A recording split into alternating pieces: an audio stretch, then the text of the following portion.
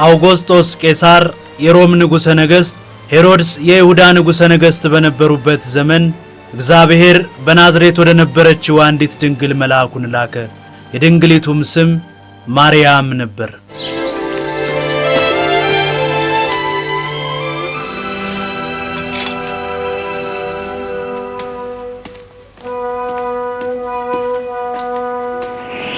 ማርያም ሆይ አትፍሪ፣ እነሆ ትጸንሻለሽ፣ ወንድ ልጅንም ትወልጃለሽ፣ ስሙንም ኢየሱስ ትይዋለሽ።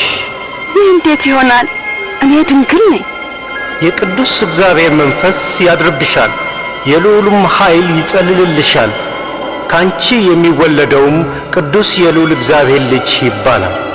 ማርያምም ፈጥና በይሁዳ ከተማ ወደምትገኘው በታምር ወደ ጸነሰችው ወደ ኤልሳቤጥ ዘንድ ሄደች። ኤልሳቤጥ፣ ማርያም እህቴ ማርያም፣ አንቺ ከሴቶች ሁሉ የተባረክሽ ነሽ። የማኅፀንሽን ፍሬ የተባረከ ነው። ልክ ሰላምታሽን እንደሰማሁ ጽንሱ በማኅፀኔ በደስታ ዘለለ።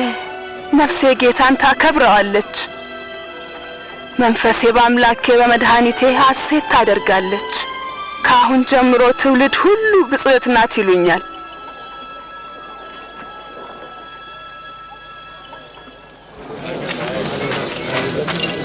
አዋጅ አዋጅ! ሕዝብ ሁሉ ይቆጠር ዘንድ ከአውግስጦስ ቄሳር ትእዛዝ ወጥቷል።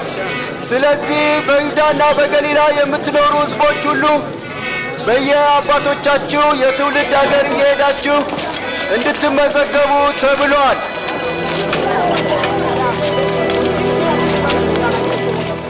ነገር ግን ዮሴፍና ማርያምም ሊመዘገቡ ወደ ቤተልሔም በደረሱ ጊዜ የሚያርፉበት ቦታ ባለማግኘታቸው የተነሳ በከብት ማደሪያ አደሩ።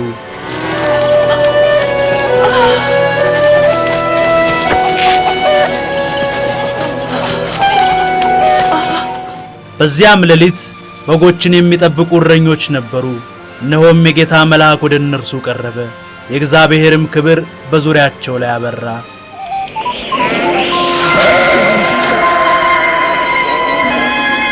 ዛሬ በዳዊት ከተማ መድኃኒት እርሱ ክርስቶስ ጌታ የሆነ ተወልዶላችኋልና አትፍሩ።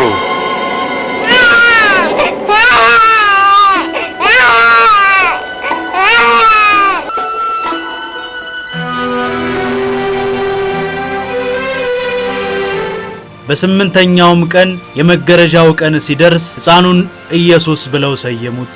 ዮሴፍና ማርያምም ኢየሱስን ለእግዚአብሔር ሊያበረክቱ ወደ ኢየሩሳሌም ወሰዱት። በቤተ መቅደስም ኢየሱስን እስከሚያይ እንዳይሞት መንፈስ ቅዱስ ቃል የገባለት ደግ ሰው ነበረ። ስሙም ስምዖን ይባላል። አቤቱ ጌታ ሆይ ዛሬ ባሪያህን እንደ ቃልህ በሰላም ታሰናብተዋለህ።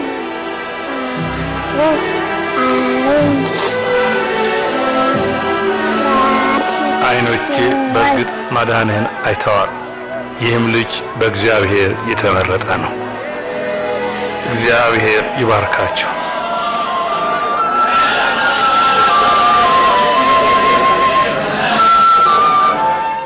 ተገቢውን ሥርዓት ከፈጸሙ በኋላ ሕፃኑን ይዘው ወደ ናዝሬት ተመለሱ። ኢየሱስ የ12 ዓመት በሆነው ጊዜ ዮሴፍና ማርያም ለፋሲካ በዓል ወደ ኢየሩሳሌም ወሰዱት። ነገር ግን ወደ ቤታቸው ሲመለሱ ኢየሱስ ወደ ኋላ ቀርቶ እንዳልተከተላቸውም ባወቁ ጊዜ እየፈለጉት ወደ ከተማው ተመለሱ። ከ3 ቀንም በኋላ በቤተ መቅደስ መምህራንን ሲሰማቸው ሲጠይቃቸው አገኙት። ይህንን ጥያቄ የሚጠይቅ እርሱ የማን ልጅ ነው? የኛ ልጅ ነው። አብሮን ያለ መስሎን ነበር። ከኛ ጋር አሁን ሊሄድ ነው።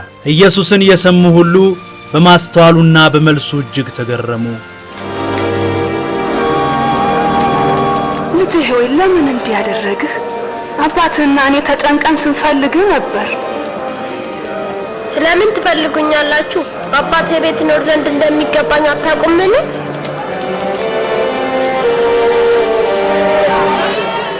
ከእነርሱም ጋር ወደ ናዝሬት መጣ። ኢየሱስም በጥበብና በቁመት በሞገስ በእግዚአብሔርና በሰው ፊት አደገ።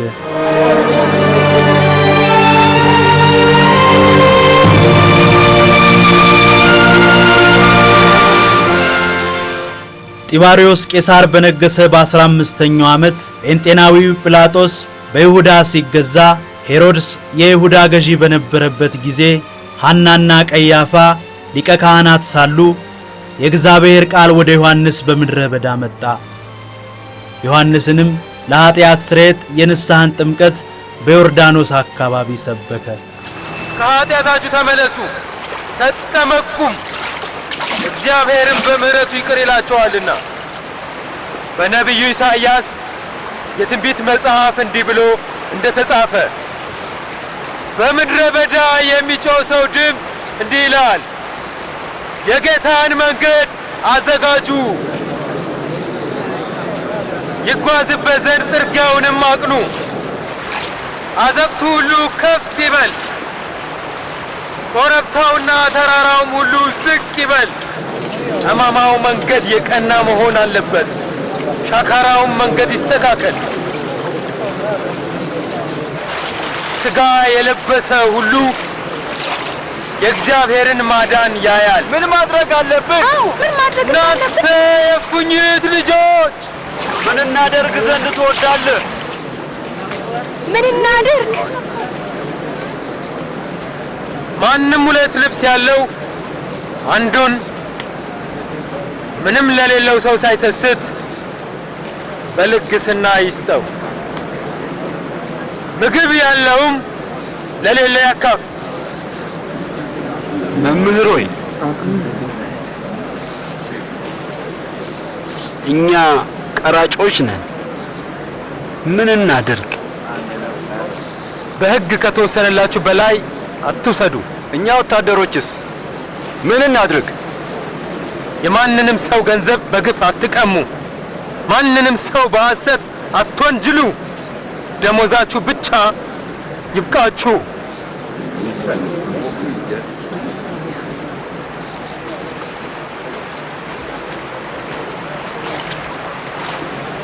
ንገረን እስቲ አንተ ክርስቶስ ነህ?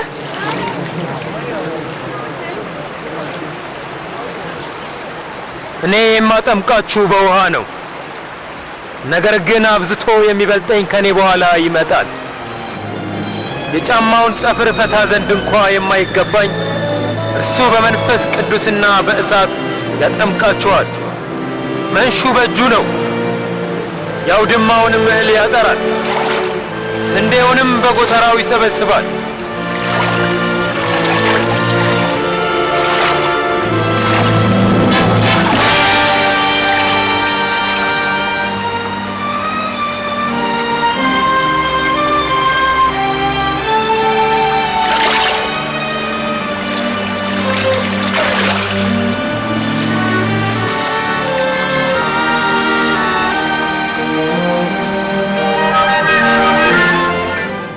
ኢየሱስ ወደ ዮርዳኖስ መጣና በዮሐንስ ተጠመቀ።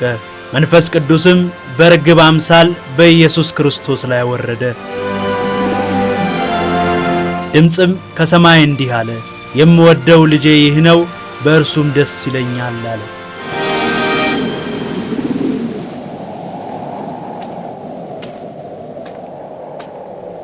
ኢየሱስም ለማስተማር ሲጀምር ዕድሜው 30 ዓመት ያህል ነበረ። በመንፈስ ቅዱስ ተሞልቶ ከዮርዳኖስ ተመለሰ። በመንፈስም ወደ ምድረ በዳ ተመርቶ 40 ቀንም በዲያብሎስ ተፈተነ። በእነዚያም ቀኖች ውስጥ ምንም አልበላም።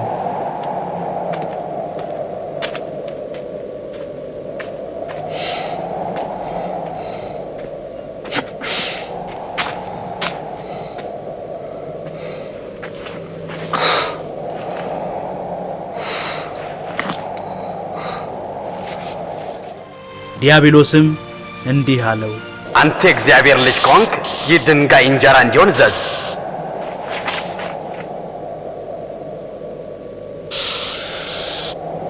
በመጽሐፍ ሰው በእግዚአብሔር ቃል እንጂ በእንጀራ ብቻ አይኖርም ተብሎ ተጽፏል።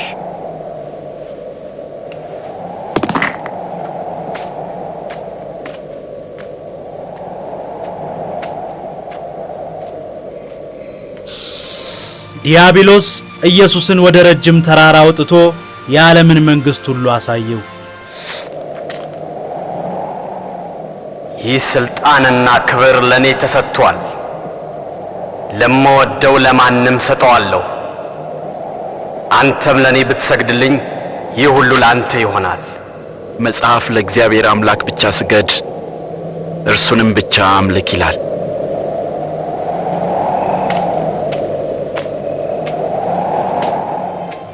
ከዚያም ወደ ኢየሩሳሌም ወሰደውና በመቅደስ ጫፍ ላይ አቆመው። ይጠብቁ ዘንድ መላእክትን ስላንተ ያዝልሃል፣ እግርህም በድንጋይ ከቶ እንዳይሰናከል በእጃቸው ያነሱሃል ተብሎ ተጽፏልና። የእግዚአብሔር ልጅ ከሆንክ እስቲ ራስን ከዚህ ወደ ታች ወርውር። በእግዚአብሔር ቃል ጌታ አምላክን አትፈታተነው ተብሎ ተጽፏል።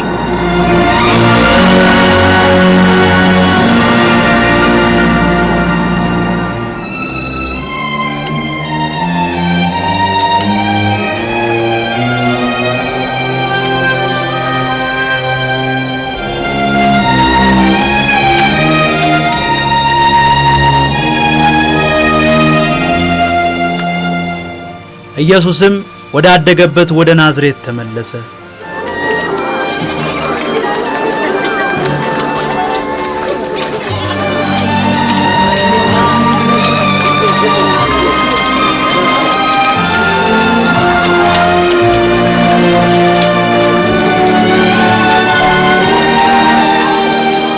ሰላም ሰላም።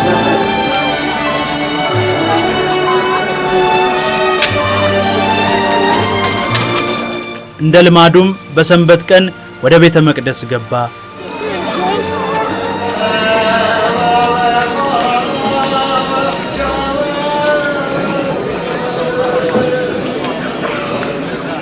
ተነስቶም ከነቢዩ ኢሳይያስ መጽሐፍ ውስጥ እንዲያነብ ጠየቁት።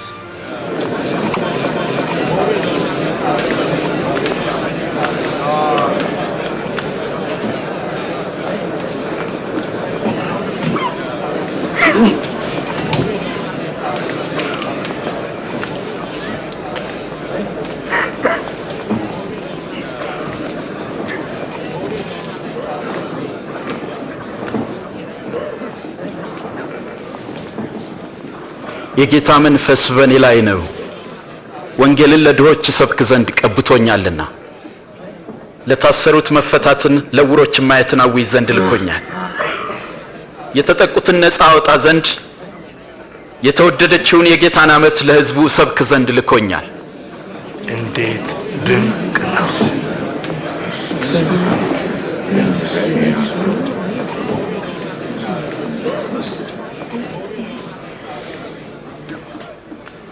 ዛሬ እዚህ መጽሐፍ ቃል በጆሮአችሁ እንደሰማችሁት ተፈጸመ። ቃሉ ዛሬ ተፈጸመ። ይህን ተስፋ የሚፈጽመው መሲሁ ብቻ ነው። ይህን እንዴት እናውቃለን? ያለ ጥርጥር ምሳሌን በእኔ ላይ ትመስሉብኛላችሁ። ሐኪም ሆይ ራስህን አድን፣ በቅፍርናሆም ያደረግከውን በገዛ አገርህም አድርግ ትሉኛላችሁ። እውነት እላችኋለሁ ነቢይ በገዛ አገሩ አይከበርም። ሊወረውሩትም ወደ ገደል አፋፍ አወጡት። እሱም በአጠገባቸው አልፎ ጉዞውን ቀጠለ።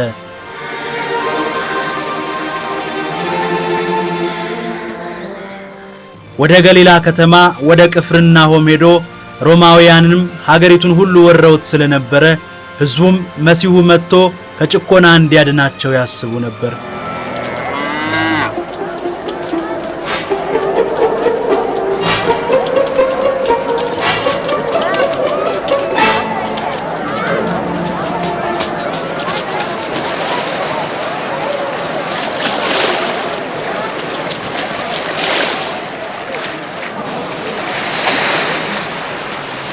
ሰላም ላንተ ስምዖን። ሰላም ላንተ ጌታ ሆይ። ጀልባህን ፈቀቅ ታደርግልኛለህ? እሺ ጌታ ሆይ። ይኸው መምህር ሆይ መጥቷል። ጌታ ሆይ አስተምረን፣ እባክህ አስተምረን። አስተምረን። ጌታ ሆይ በቃልህ ተናገረን።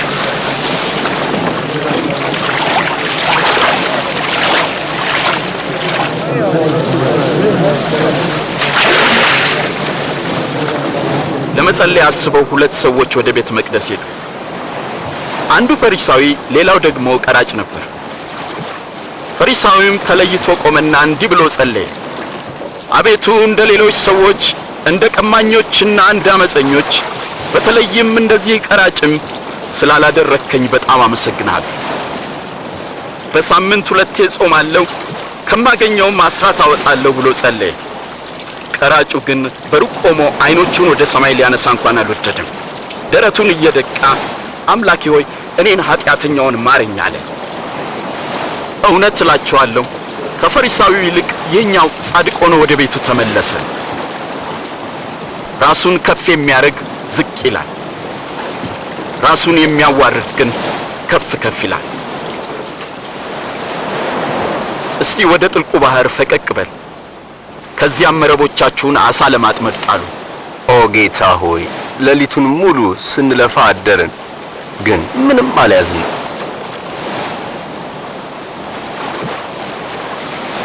አንተ ካልክ ግን መረቡን በስምህ እጥላለሁ። ያዕቆብ፣ ዮሐንስ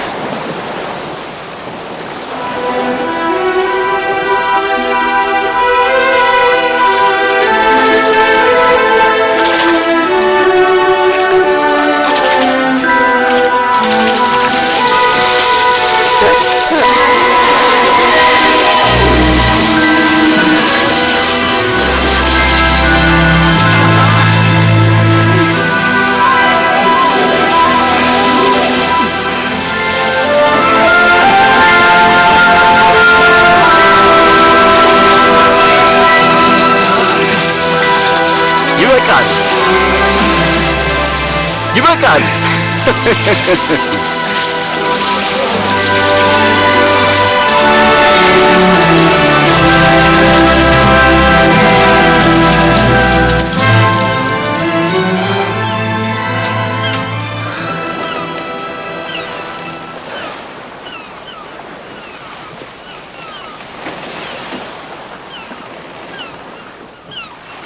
ጌታ ሆይ ከኔ ራቅ፣ እኔ ኃጢአተኛ ሰው ነኝ። አትፍራ፣ ከእንግዲህ ሰውን አጥማጅ ትሆናለህ።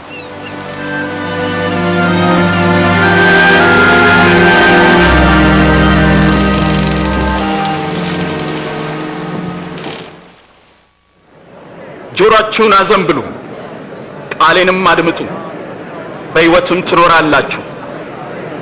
እግዚአብሔር በሚገኝበት ጊዜ ፈልጉት፣ ቀርቦም ሳለ ጥሩት። ክፉ ሰው መንገዱን በደለኛም ሐሳቡን ይተው፣ ወደ እግዚአብሔር ይመለስ።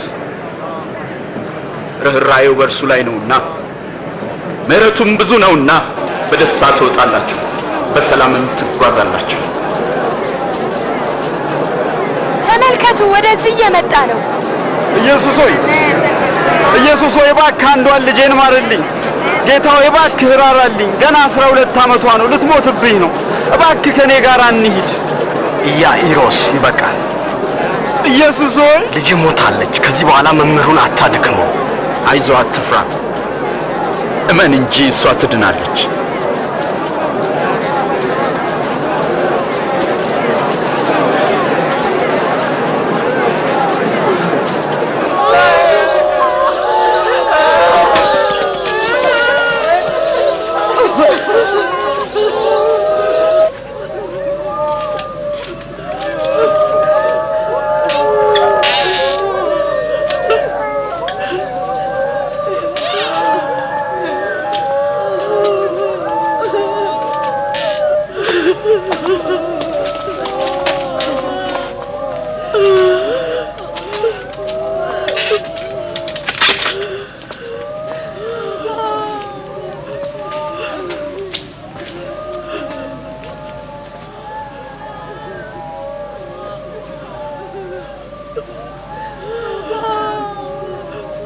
አታልቅሱ፣ እሷ ተኝታለች እንጂ አልሞተችም።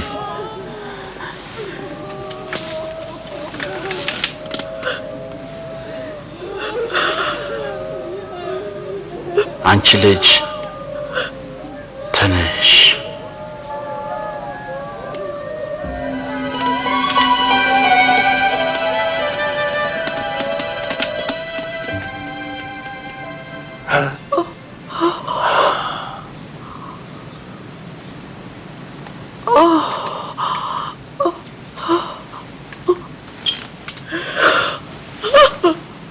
የምትበላውን ስጧት። ተጠንቀቁ፣ ይህንን ለማንም እንዳትነግሩ።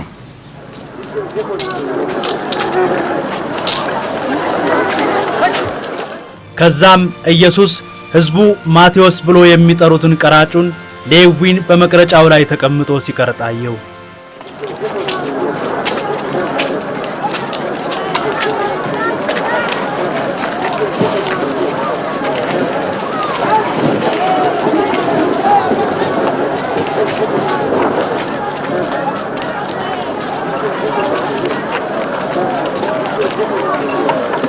ተከተለኝ።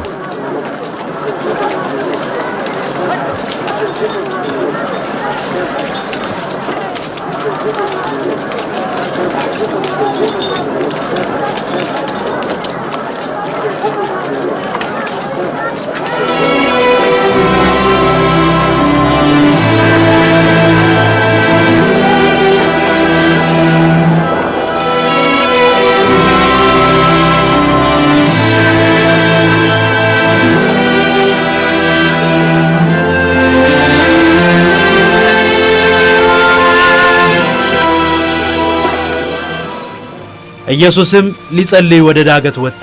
ሌሊቱንም ሲጸልይ አደረ።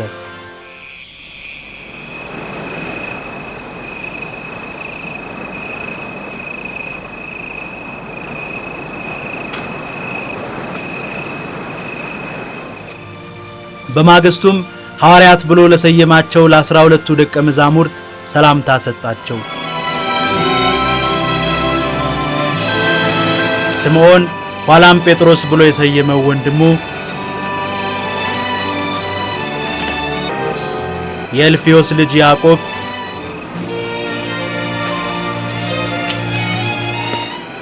ስምዖን ያዕቆብ ወንድም፣ ይሁዳ አሳልፎ የሰጠው የአስቆርቱ ይሁዳ፣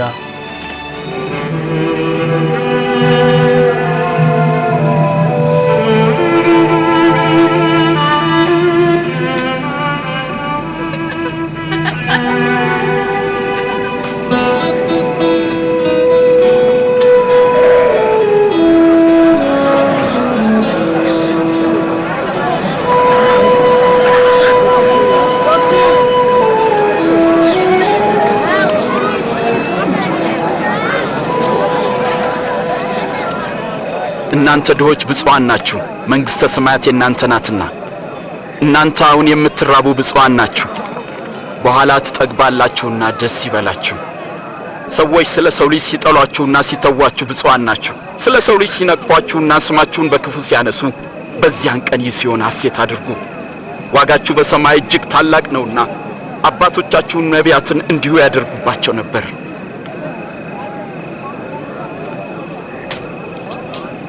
16 17 18 19 20 ያለኝ ይሄ ብቻ ነው። እንዴት ይህ ብቻ ነው ትለኛለህ? እናንተ ባለጠጎች ግን ወዮላችሁ፣ መጽናናትን ተቀብላችኋልና።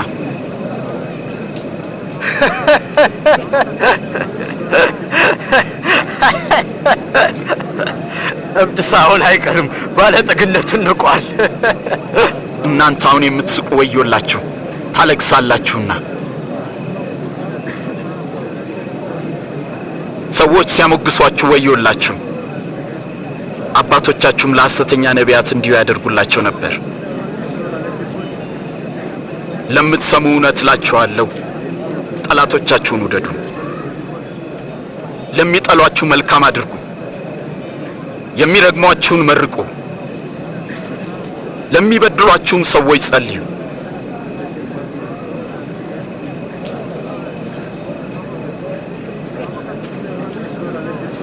ማንም አንደኛውን ጉንጭን ቢመታ ሌላውንም ደግሞ አዙረህ ስጠው።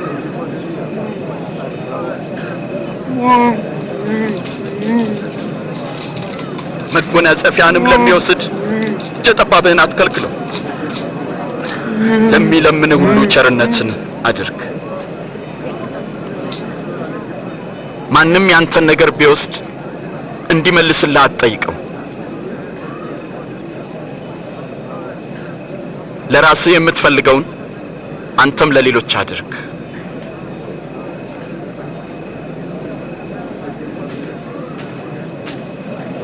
የሚወዷችሁን ሰዎች ብቻ ብትወዱ እንዴት ምስጋና ይኖራችኋል?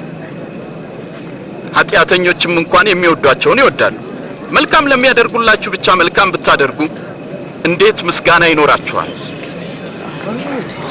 ኃጢአተኞችም ያደርጋሉ። እንዴት ይነካታል! እንዴት ያናግራታል! አጸያፊ ነው።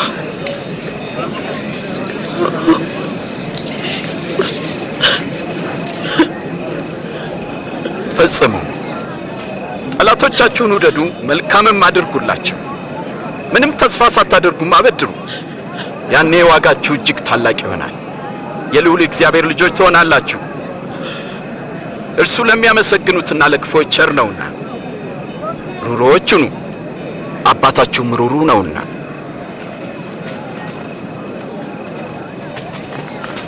ኢየሱስ ሆይ አድነን። እንዳይፈረድባችሁ እናንተም አትፍረዱ። እንዳትኮነኑ እናንተም ማንንም አትኮንኑ። ይቅር በሉ እናንተም ይቅር ትባላላችሁ። ጌታ ሆይ መንገድህን አሳየን።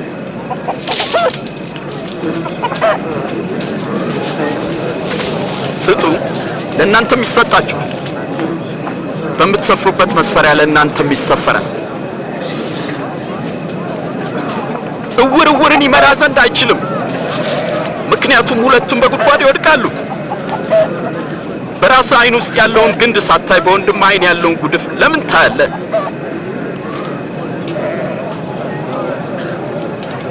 ጌታ ሆይ ምራን። ጌታ ሆይ አንተን እንሻለን። የተሸከመች ማኅፀንና የጠባቸው ጡቶች እንዴት ብፁዓን ናቸው!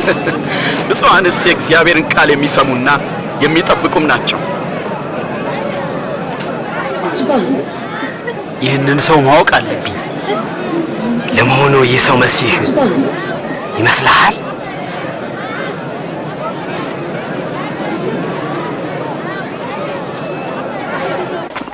ይህ ፈሪሳዊ ኢየሱስን ጋበዘው። ኢየሱስም ወደ ፈሪሳዊ ቤት ሄደ፣ በማዕድም ተቀመጠ። ልጆች ወደዚያ ሄዱና ተጫወቱ። ሰሙኛላችሁ? ሂዱ። ልጆች ተንኮልና ጥፋት ይወዳሉ። ደሞ እዚህ ምን ትሰራለች? እኔ እንጃ።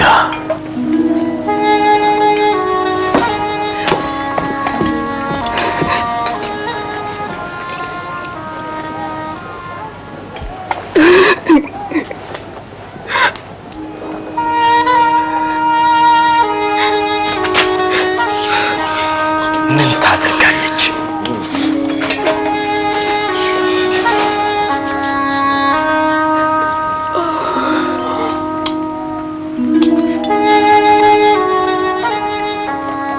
በእርግጥ ይህ ሰው ነቢይ ቢሆን ኖሮ ይቺ የምትነካው ሴት ማን መሆኗን ባወቀ ነበር። ምን አይነት ኃጢአተኛ እንደሆነችን በተረዳ ነበር። ስምዖን፣ ይህችን ሴት አውቃለሁ። እስቲ ልንገርህ፣ ገንዘብ የተበደሩ ሁለት ሰዎች ነበሩ። አንደኛው 500 ሌላውም 50 ተበደረ። ሁለቱም መመለስ አልቻሉም። ባለቤቱም ዕዳቸውን ተወላቸው። ታዲያ የትኛው ነው ይበልጥ የሚወደው? እንደሚመስለኝ ብዙ ይቀር ያለውን የሚወድ ይመስለኛል። ትክክል ነህ። ይህችን ሴት አይተሃል? አንተ ለእግሮቼ ውሃ እንኳን አላቀረብክልኝም። እሷ ግን እግሮቼን በእንባዋ አራሰችው፣ በፀጉሯም አበሰችው። አንተ ጉንጬን እንኳን አልሳምክም። እሷ ከመጣው ጀምሮ እግሮቼን ከመሳም አላቋረጠችም። አንተ ለራሴ የወይራ ዘይት አልሰጠኸኝም። እሷ ግን እግሮቼን በውድ ሽቶ እያበሰችው። እውነት እልሃለሁ የምታሳየው ፍቅር ብዙ ኃጢአቷ ይቅር እንደተባለላት ያሳያል። ትንሽ ይቅር የተባለ ሰው ትንሽ ፍቅር ብቻ ያሳያል።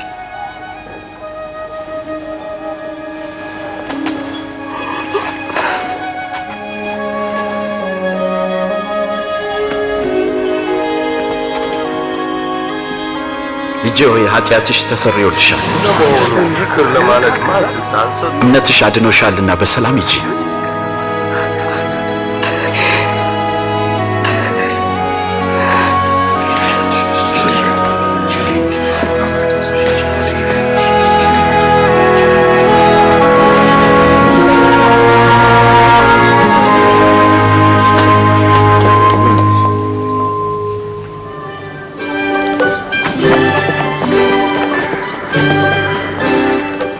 ኢየሱስም እየሰበከ ስለ እግዚአብሔር መንግሥት የምስራች እየተናገረ ተጓዘ። የኢየሱስም ደቀ መዛሙርት ከሱ ጋር ነበሩ። እንዲህም ከክፉ መናፍስትና ከልዩ ልዩ በሽታ ተፈውሰው ከነበሩት ሴቶች መካከል ማርያም መግደላዊት፣ ዮሐና፣ የሄሮድስ አዛዥ፣ የኩዛ ሚስትና ሶስና ያገለግሉት ነበር።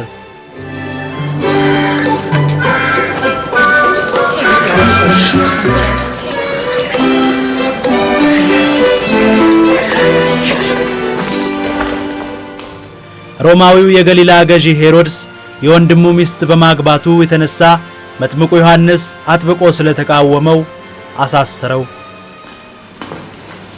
እሺ። በማግስቱም ናይን ወደምትባል ከተማ ደረስ። በዚያም ሰው ለመቅበር ተሸክሞት አየን። ሟቹም ለእናቱ አንድ ነበር።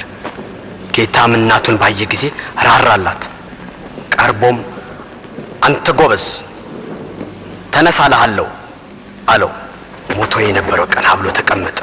ኢየሱስም ልጇን ሰጣት። በደንብ ጠይቁት፣ እንዲህ በሉት፣ ዮሐንስ ይመጣል ብሎ የተናገረልህ አንተ ነህ ወይስ ሌላ ሰው እንጠብቅ?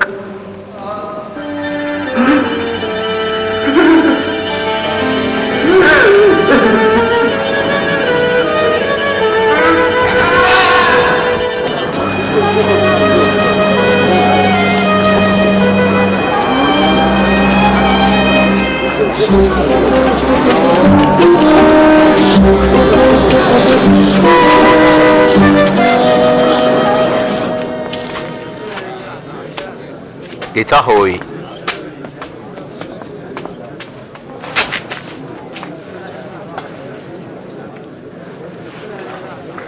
ጌታ ሆይ መጥምቅ ዮሐንስን ጠይቅ ዘንድ ላከን።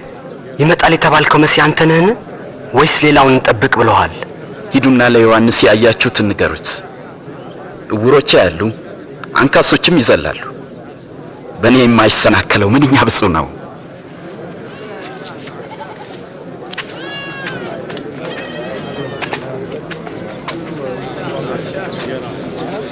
ወደ ላይ አንሳኝ። ትከሻዬ ላይ ሁን። ይታያል? ኢየሱስን አለው። ገበሬ ዘር ተሸክሞ ሊዘራ ወጣ። ሲዘራም አንዳንዱ ዘር በመንገድ ዳር ወደቀ፣ ተረገጠም። የሰማይ ወፎችም መጥተው በሉት። ሌላውም ዘር በዓለት ላይ ወደቀ። የተዘራውም ዘር በበቀለ ጊዜ መሬቱ እርጥበት ስላልነበረው ደረቀ። ሌላውም ዘር በእሾህ መካከል ወደቀ። እሾህም ከዘሩ ጋር አብሮት በቀለ፣ ከዚያም አነቀው። ሌላውም ዘር በመልካም መሬት ላይ ወደቀ። በበቀለ ጊዜም እጅግ መልካም ሆነ። አንዳንዱም 100 እጥፍ አፈራ። ጌታ ሆይ ሕዝብ በሚሰበሰቡበት ጊዜ ሁሉ በምሳሌ የምትናገረው ስለምንድን ነው? ለእናንተ የእግዚአብሔርን መንግሥት ሥልጣን ማወቅ ተሰጥቷቸዋል። ለሌሎቹ ግን የግድ በምሳሌ ይነገራቸዋል። ምክንያቱም እያዩ ስለማያዩ እየሰሙ ስለማያስተውሉ ነው።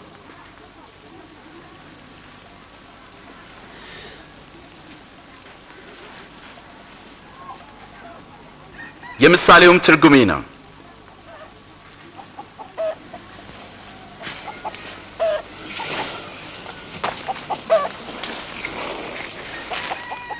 ዘሩ የእግዚአብሔር ቃል ነው። እነዚያ በመንገድ ዳር ላይ የወደቁት ዘሮች ቃሉን የሚሰሙት ናቸው። ዲያብሎስ ይመጣል፣ እንዳያምኑም ቃሉን ከልባቸው ይወስዳል። በዓለት ላይ የወደቁት ዘሮች ቃሉን ሲሰሙ በደስታ የሚቀበሉት ሰዎች ናቸው። ሆኖም ስር የላቸውም። የሚያምኑትም ለጊዜ ፈተና በመጣ ጊዜ ግን ይክዳሉ። እነዚያ በእሾህ መካከል የወደቁት ቃሉን የሚሰሙ ናቸው፣ ግን ለራሳቸው በማሰብ በባለጠግነታቸውና በምቾታቸው ይታነቃሉ። ስለዚህ ሙሉ ፍሬ አያፈሩም። በመልካም መሬት ላይ የወደቁት ደግሞ እነርሱ በመልካምና በጎ ልብ የቃሉን መልእክት ሰምተው የሚጠብቁት ናቸው። በምድርም ሙሉ ፍሬን የሚያፈሩ ናቸው።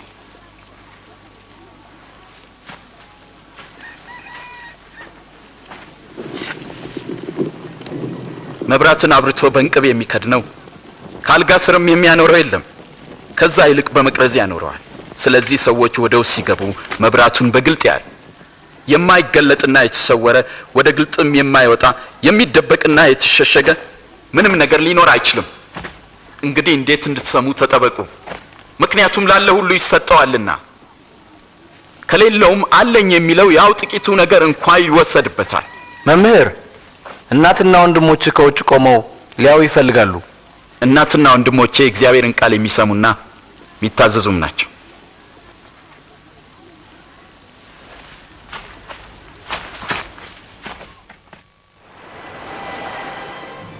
አንድ ቀንም ኢየሱስ ከደቀ መዛሙርቱ ጋር ወደ ጀልባ ገባና ወደዚያ ባህር እንሻገር አላቸው። በጀልባይቱም ሆነው ሲሄዱ እንቅልፍ ያዘውና ተኛ።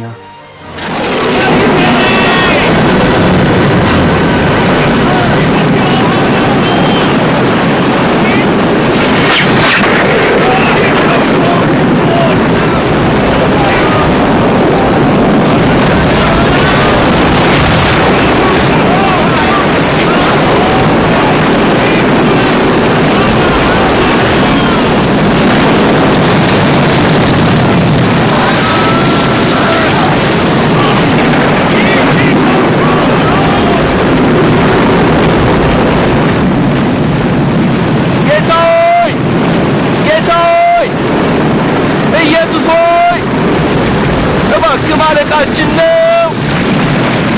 ማዕበሉ እያናወጠን ነው። እንኳን ጌታ ሆይ አድነን።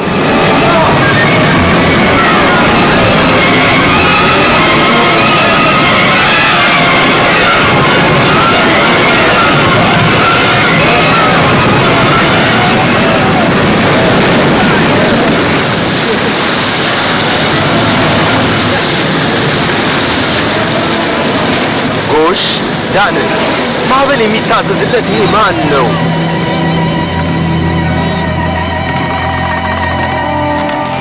እምነታቸው ወዴት አለ?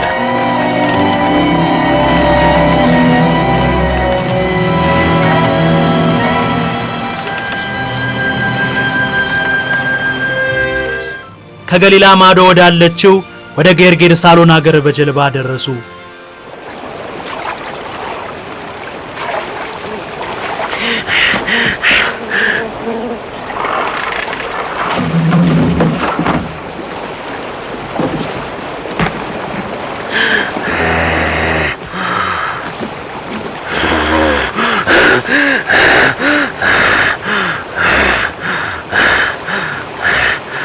ኢየሱስ ሆይ፣ የልዑል እግዚአብሔር ልጅ ሆይ፣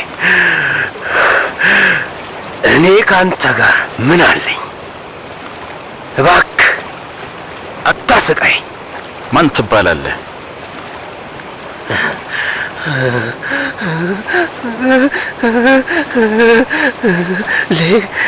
ሌጊዮን። ጌታ ሆይ እንለምናለን። ጌታ ሆይ እባክህ ወደ ጥልቁ አትጣለን። ወደ አሳማዎቹ መንጋዎች ሄደን እንግባ።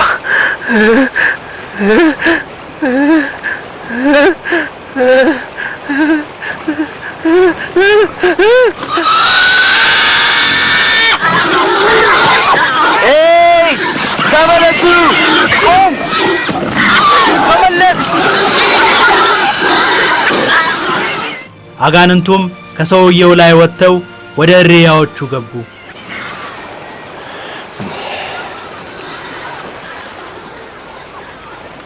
ከዚህ ሂድልን! ሂድ፣ አንፈልግህም! ተወን! ከዚህ ቦታ ሂድልን! ሂድ፣ ጥፋ! ሂድ፣ ከዚህ ቦታ ጥፋ! ወደምትሄድበት ሁሉ እከተልሃለሁ። እባክህ ካንተ ጋር ልምጣ? ቤቴ ሄደ እግዚአብሔር ያደረገልህን ተናገር።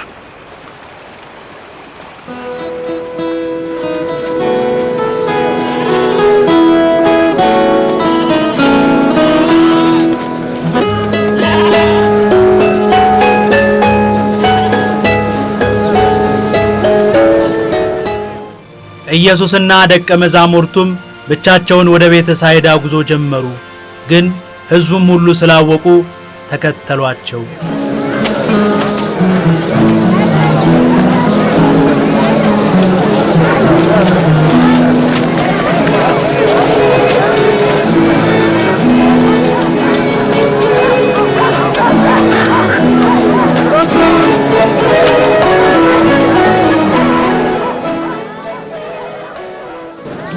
ጌታ ሆይ ሕዝቡን ሸኛቸው።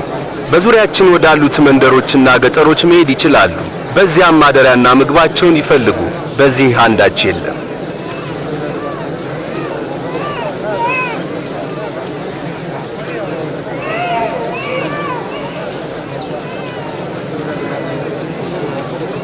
እናንተ የሚበሉትን ስጧቸው። ያለን 5 ዳቦና 2 ዓሣ ብቻ እኮ ነው።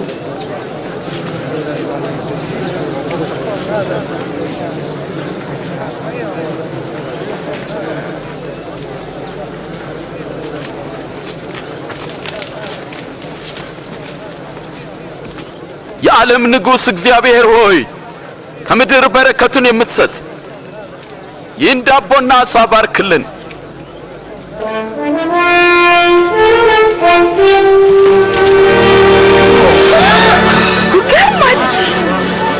ድንቅ ነው።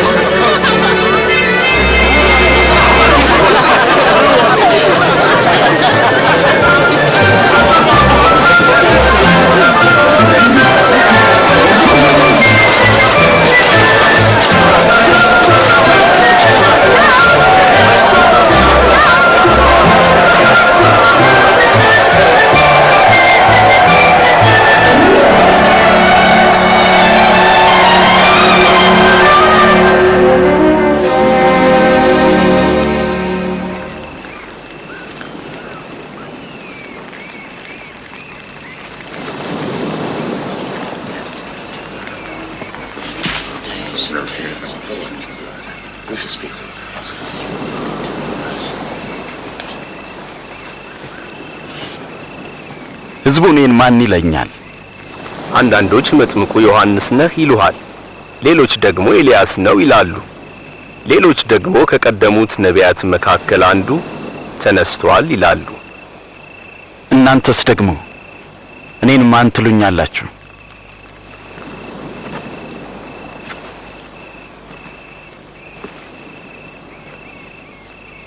አንተ ክርስቶስ ነህ።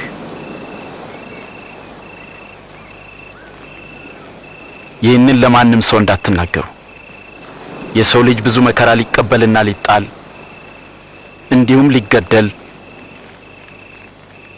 በሶስተኛውም ቀን ሊነሳ ይገባዋል።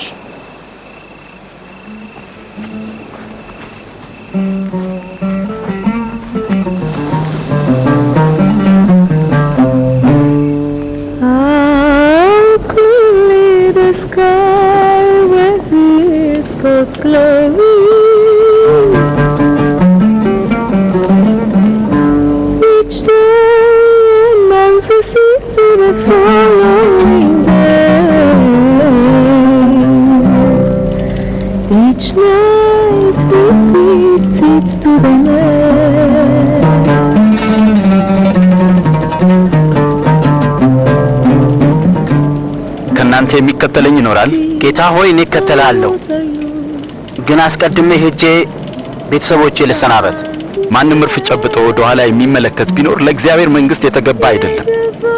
ማንም በኋላዬ ሊመጣ የሚወድ ቢኖር ራሱን ይካድ፣ መስቀሉንም ተሸክሞ ዕለት ዕለት ይከተለኝ። ነፍሱን ሊያድን የሚወድ ያጠፋታልና፣ ስለኔ ሲል ነፍሱን ሊያጠፋ የሚወድ ሁሉ እርሱ ያድናታል። ሰው ዓለምን ሁሉ ቢያተርፍ ነፍሱን ግን ቢያጎድል ምን ይጠቅመዋል? ማንም በእኔና በቃሌ የሚያፍር ቢኖር የሰው ልጅ በታላቅ ክብሩ ከሰማይ በተገለጠ ጊዜ በአባቱና በመላእክት ፊት ያፍርበታል።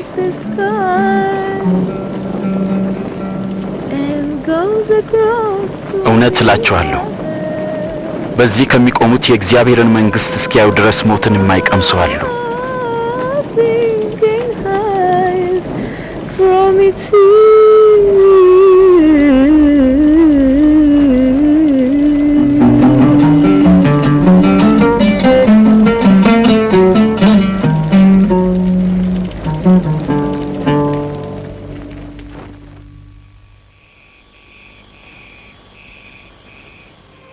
ከዚያም ኢየሱስ ዮሐንስን ያዕቆብንና ጴጥሮስን አስከትሎ ሊጸልይ ወደ ተራራ ወጣ።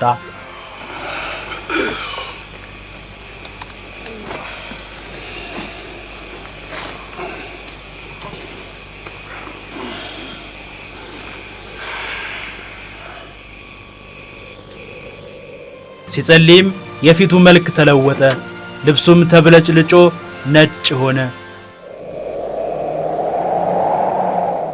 በድንገትም በሰማያት ክብር የተገለጡት ሙሴና ኤልያስ ያናግሩት ጀመር። የእግዚአብሔርን ዓላማ ትፈጽማለህ፣ በኢየሩሳሌም ትሞታለህ።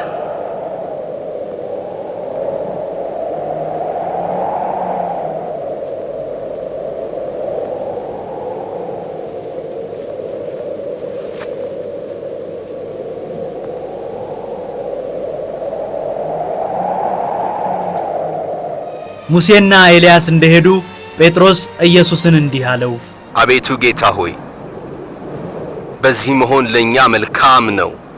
3 ድንኳኖችን እንሰራለን፣ አንድ ላንተ። ጴጥሮስም ከኢየሱስ ጋር ሲነጋገር ደመና መጥቶ ከበባቸው። ደቀ መዛሙርቱም ፈሩ። ድምጽም ከደመና እንዲህ አለ፣ የመረጥኩት ልጄ ይህ ነው፣ እርሱን ስሙት።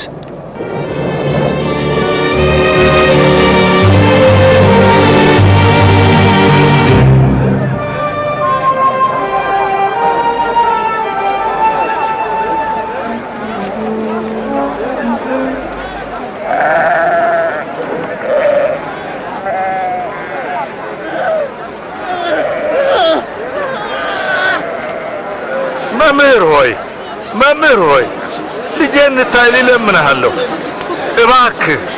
እባክህ ጌታ ሆይ፣ ያለ ልጅ እርሱ ብቻ ነው። ደቀ መዛሙርቱን ይፈውሱ ዘንድ ለመንኳቸው፣ እነርሱ ግን አልቻሉም። አንተ የማታምን ጠማማ ትውልድ፣ እስከ መቼ ከናንተ ጋር እኖራለሁ? ልጅህን ወደዚህ አምጣ።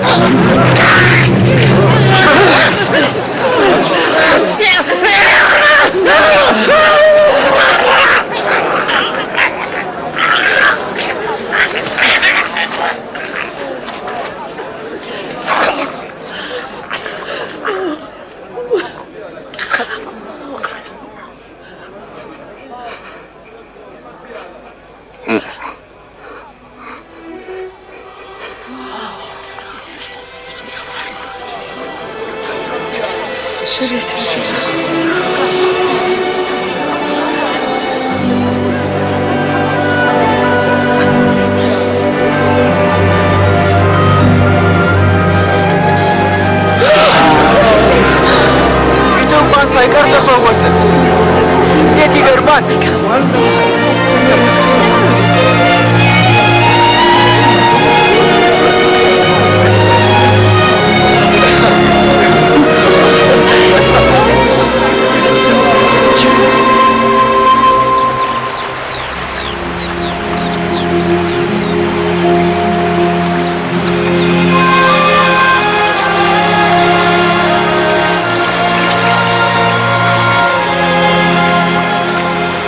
ዮሐንስ ደቀ መዛሙርቱን ጸሎት እንዳስተማረ እኛንም አስተምረን።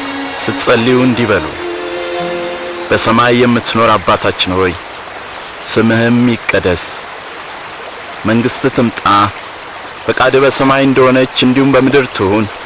የዕለት እንጀራችንን ስጠን፣ የበደሉንን ይቅር እንደምንል የእኛንም በደል ይቅር በለን፣ ወደ ፈተናም አታግባን፣ ከክፉ ሁሉ አድነን እንጂ።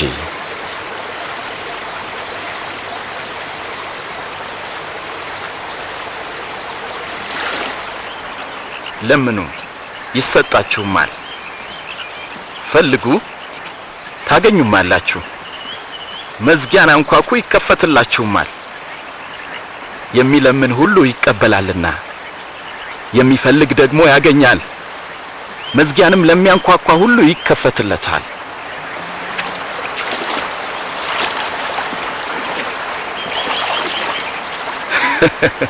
አባት ከሆናችሁ ከናንተ ከማናችሁም ልጁ አሳ ቢለምነው እባብን፣ እንቁላል ቢለምነው ጊንጥን ይሰጠዋልን? ታዲያ ክፉዎች ሆናችሁ ለልጆቻችሁ መልካም መስጠትን ካወቃችሁ በሰማይ ያለው አባት ለሚለምኑት እንዴት አብልጦ መንፈስ ቅዱስን አይሰጣቸውም? እውነት እላችኋለሁ ለነፍሳችሁ ስለምትበሉት ነገር አታስቡ፣ ለሰውነታችሁ ስለምትለብሱት ነገር አትጨነቁ።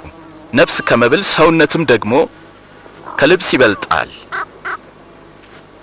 ቁራዎችን ተመልከቱ፣ አይዘሩም አያጭዱምም፣ ዕቃ ቤት ወይም ጎተራ የላቸውም፣ እግዚአብሔር ይመግባቸዋል። ታዲያ እናንተስ ከወፎች አትበልጡምን?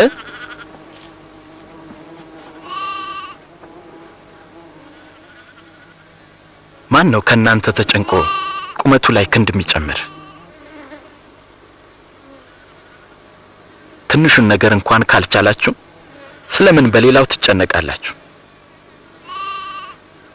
አበቦችን ልብ በሉ፣ እንዴት ነው የሚያድጉት? አይደክሙም አይፈትሉም። ሰለሞንስ እንኳን በክብሩ ከነዚህ ውስጥ እንደ አንዲቱ አልለበሰም።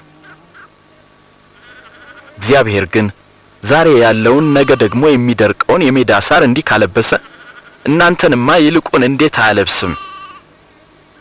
እናንተ እምነት የጎደላችሁ። ጌታ ሆይ እምነትን ጨምርልን።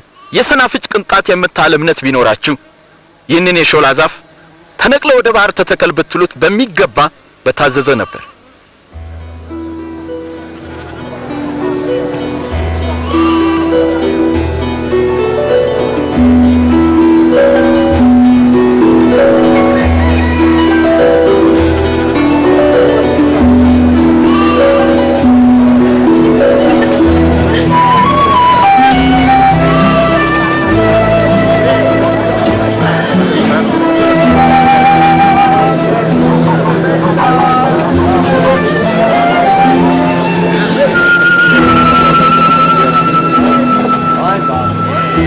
መሰናክል ግድ ሳይመጣ አይቀርም።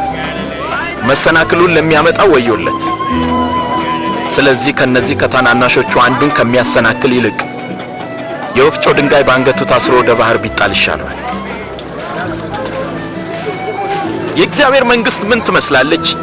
እንዲህ ያለች ናት። ሰው በአትክልቱ ውስጥ የጣላትን የሰናፍጭ ዘር ትመስላለች። ዘሯም አደገች፣ ታላቅም ዛፍ ሆነች። የሰማይ ወፎችን በቅርንጫፎቿ ሰፈሩ። ስለምን እንደሚናገር አልገባኝም። ስለምን ከቀራጮችና ከኃጢአተኞች ጋር አብረህ ትበላለህ? ጤነኞች ሐኪም አያስፈልጋቸውም፣ ህመምተኞች ግን ያሻቸዋል። ጻድቃንን ወደ ንስሐ ልጠራ አልመጣሁም፣ ኃጢአተኞችን እንጂ።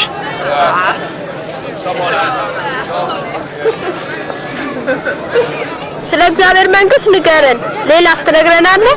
አንተ ታናሽ መንጋ መንግስትን ሊሰጣችሁ የአባታችሁ በጎ ፈቃድ ነውና አትፍሩ። ያላችሁን ሽጡ፣ ምጽዋትም ስጡ። ሌባ በማይደፍረው በማይጠፋው በሰማያት መዝገብ አኑሩ። መዝገባችሁ ባለበት ልባችሁ ይሆናል። ምክንያቱም ሌባ ያገኘው ብልም ደግሞ አያጠፋው። መዝገባችሁ ባለበት ልባችሁ በዚያ ይሆናልና።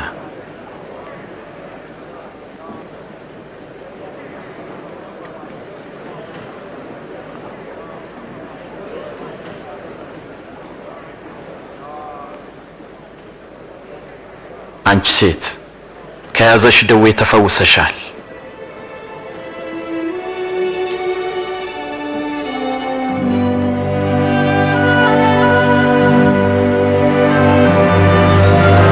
ተመልከት፣ ዳነች፣ ድንቅ ነው፣ ተፈወሰች። ለምን? ጌታ ሆይ ክበርልኝ። 18 ዓመት ጌታ ሆይ ተመስገን። ልንሰራባቸው የሚገቡ 6 ቀኖች አሉ። እንግዲህ በእነርሱ መታችሁ ተፈወሱ እንጂ በሰንበት ቀን አይደለም። እናንተ ግብዞች፣ ከናንተ እያንዳንዱ በሰንበት በሬውን ወይስ አህያውን ፈቶ ውሃ ሊያጠጣው ይወስደው የለምን? ይህችም የአብርሃም ልጅ ሆና ከ18 ዓመት ጀምሮ ሰይጣን ያሰራት ነበረች። ታዲያ በሰንበት ቀን ከስራቷ ልትፈታ አይገባትምን?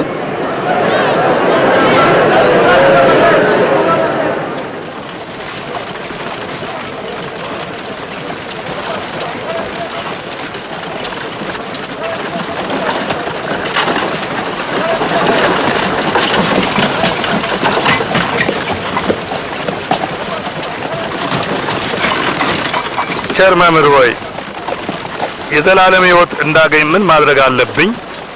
ስለምን ቸር ትለኛለህ? ከአንዱ ከእግዚአብሔር በቀር ቸር ማንም የለም። ትእዛዙን አንተ ታውቃለህ።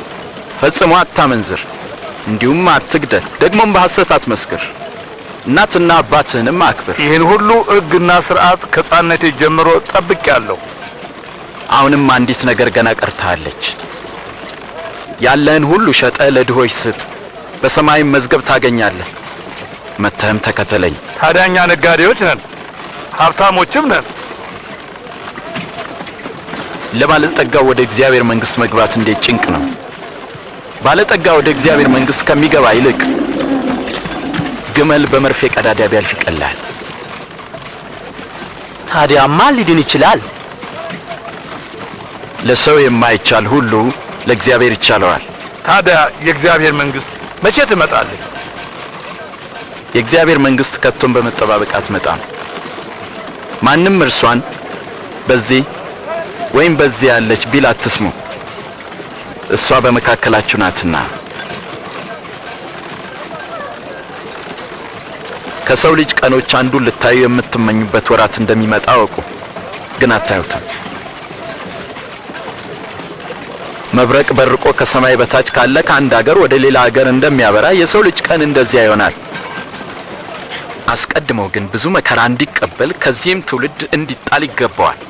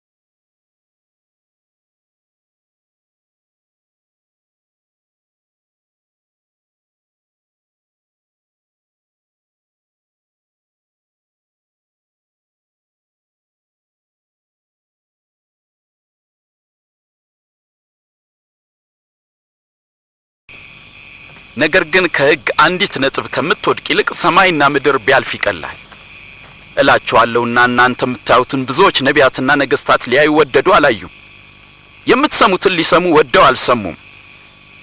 ምን እናድርግ? እንዴትስ ታነባዋለህ? ጌታ አምላክህን በፍጹም ልብ፣ በፍጹም ነፍስ፣ በፍጹም ኃይል ሐሳብህም ውደድ፣ ባልንጀራህንም እንደ ራስ አድርገህ ውደድ። ትክክል ነህ። ሕግም ፈጽም በሕይወትም ትኖራለህ። ጎረቤቴ ማን ነው? መቼም እነዚያ ወታደሮች አይሆኑም። ቄሳርስ ቢሆን? አንድ ጊዜ አንድ ሰው ከኢየሩሳሌም ወደ ኢያሪኮ ወረደ፣ በወንበዴዎች እጅ ወደቀ። እነሱም ገፈፉት፣ ደበደቡትም፣ በሕይወትና በሞት መካከል ትተውት ሄዱ። ድንገትም አንድ ካህን በዚያ መንገድ ወረደ፣ አይቶትም ገለል ብሎ አለፈ። እንዲሁም ደግሞ አንድ ሌዋዊ ወደዚያ ስፍራ መጣና አይቶት ገለል ብሎ አለፈ። አንድ ሳምራዊ ግን ሲሄድ ወደ እርሱ መጣ፣ አይቶትም ልቡ በሐዘን ተነካ። ቀርቦም ዘይትና የወይን ጠጅ በቁስሎቹ ላይ አፍስሶ አሰራቸው። ከዚያም በእርሱ አህያ ላይ አስቀምጦት ወደ እንግዶች ማደሪያ ወሰደው፣ አስታመመውም። በማግስቱም 2 ዲናር አውጥቶ ለባለቤቱ ሰጠና እርዳው፣ ከዚህም በላይ የምትከስረውን ሁሉ እኔ ስመለስ እከፍልሃለሁ አለው። እንግዲህ ከነዚህ ከሶስቱ በወንበዴዎች ለወደቀው ባልንጀራ የሆነው ማን ነው? ደግ የሰራለት ሰው ነው። እናንተም እንዲሁ አድርጉ። ሕፃናትን ወደ እኔ ይመጡ ዘንድ አትከልክሏቸው፣ የእግዚአብሔር መንግሥት እንደነዚህ ላሉት ናትና። እውነት እላችኋለሁ የእግዚአብሔርን መንግሥት እንደ ሕፃናት የማይቀበላት ሁሉ ከቶም ወደ እርሱ አይገባባትም። ማንም እነዚህን ሕፃናት በስሜ የሚቀበል እኔን ይቀበላል፣ ማንም እኔን የሚቀበል የላከኝንም ይቀበላል። ከእናንተ ታናሽ የሆነ ከሁሉም ታላቅ ይሆናል።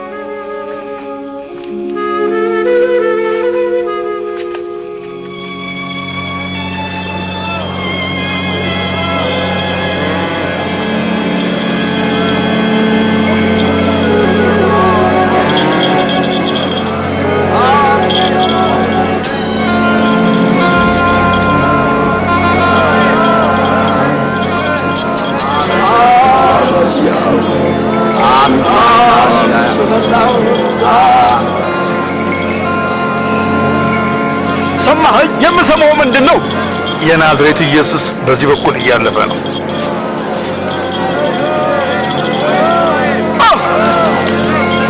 ኢየሱስ ሆይ! ኢየሱስ ሆይ! የዳዊት ልጅ ሆይ እባክህ ማረኝ!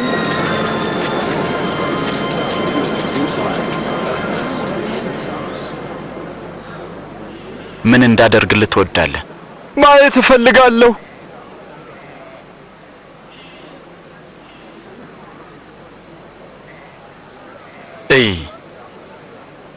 እምነትህም አድነዋል። ማየት ቻል! ማየት ቻል! አየው!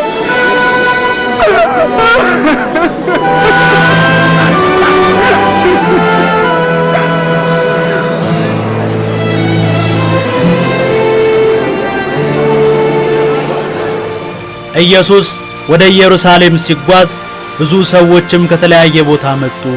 ሰዎችም ወደ ሕይወት የሚወስደውን መንገድ እንዲያሳያቸውና ስለ እግዚአብሔር መንግሥት እንዲያስተምራቸው ጠየቁት። ሕዝቡም በእርሱ አመነ።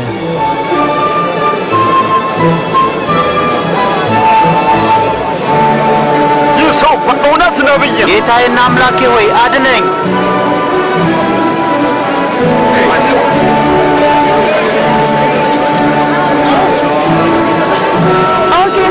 አድነን አድነን። ጌታ ይመስገን። ጌታ ሆይ እውነተኛውን መንገድ አሳየን። ቁመቱ አጭር የሆነ ዘኬዎስ የሚባል ቀራጭ ሰው በኢያሪኮ ነበረ።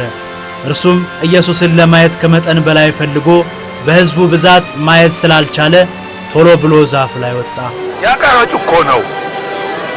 ዘኬዎስ ሆይ ፈጥነህ ውረድ፣ ዛሬ በቤትህ ውል ዘንድ ይገባኛል። በእኔ ቤት ነው?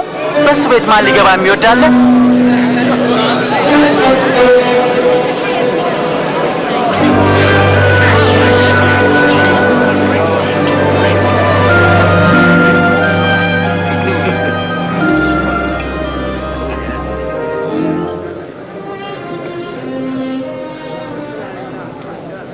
ስሙኝ፣ በእጄ ካለው ሀብት ከፊሉን ለድሆች እሰጣለሁ። ማንንም ሰው በሐሰት ከስሼ እንደሆን 4 እጥፍ ጨምሬ መልሳለሁ።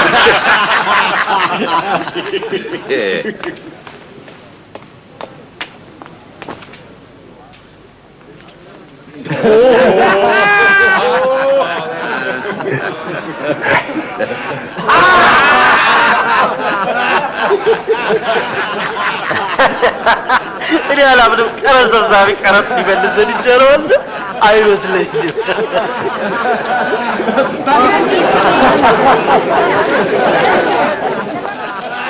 እርሱ ደግሞ የአብርሃም ልጅ ነው። ዛሬ ለዚህ ቤት በእርግጥ መዳን ሆኖለታል። የሰው ልጅ የጠፋውን ሊፈልግና ሊያድን መጥቷልና።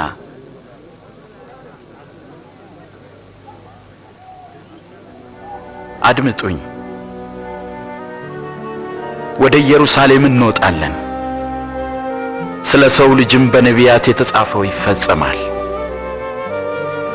ለአሕዛብም አሳልፈው ይሰጡታል፣ ይዘብቱበታልም፣ ያንገላቱታል፣ ይተፉበታልም፣ ይገርፉታል፣ ይገድሉትማል።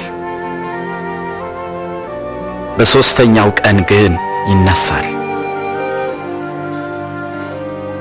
ምንም እንኳን ኢየሱስ ክርስቶስ ስለ ሰው ልጅ እንደሚገደል ቢያውቅም ወደ ኢየሩሳሌም አመራ። አብዛኛዎቹ ሰዎች ኢየሱስ በመምጣቱ እጅግ ተደሰቱ። ደስታቸውንም ሆሳዕና ለዳዊት ልጅ በእግዚአብሔር ስም የመጣ የተባረከ ነው እያሉ ተቀበሉት። ንጉሥም ብለው ጠሩት።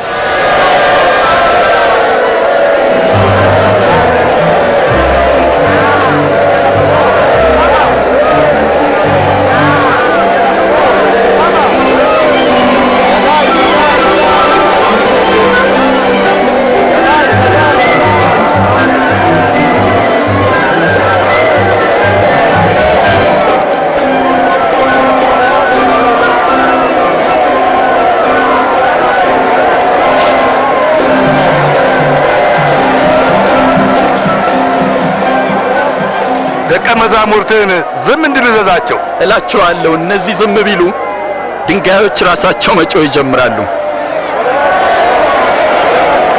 ሆሳዕና በአርያም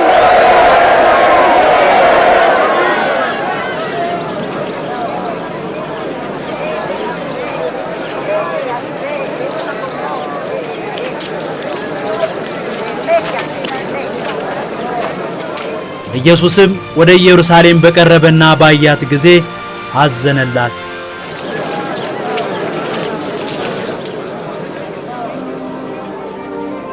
አንቺ ኢየሩሳሌም ለሰላምሽ የሚያስፈልገውን ነገር በዚህ ቀን ምን አውቀሽ ቢሆን ኖሮ! ይህ ነገር ከዓይንሽ ተሰውሮብሻል። ጠላቶችሽም በዙሪያሽ አጥራጥረዋልና ከበውም አንቺን የሚያስጨንቁበት ቀን ይመጣል። አንቺና ልጆችሽንም ወደ ታች ይጥላሉ። በአንቺ ውስጥም ድንጋይ በድንጋይ ላይ አይተውም። የመጎብኘትሽን ዘመን አላወቅሽምና።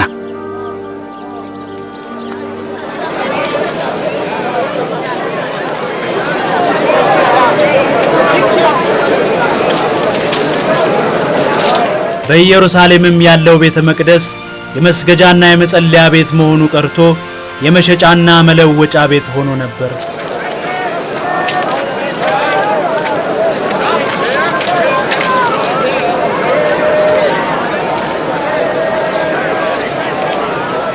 አምስት ስድስት ሰባት ስምንት ዘጠኝ 10 11 12 13 14 15 16 17 18 19 20 21 22 23 24 25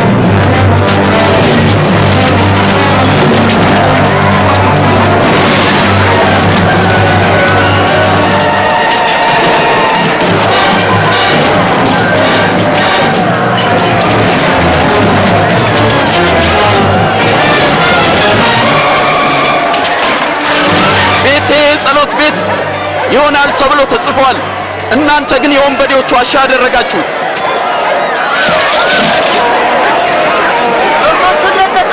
መልሳቸው መልሳቸው!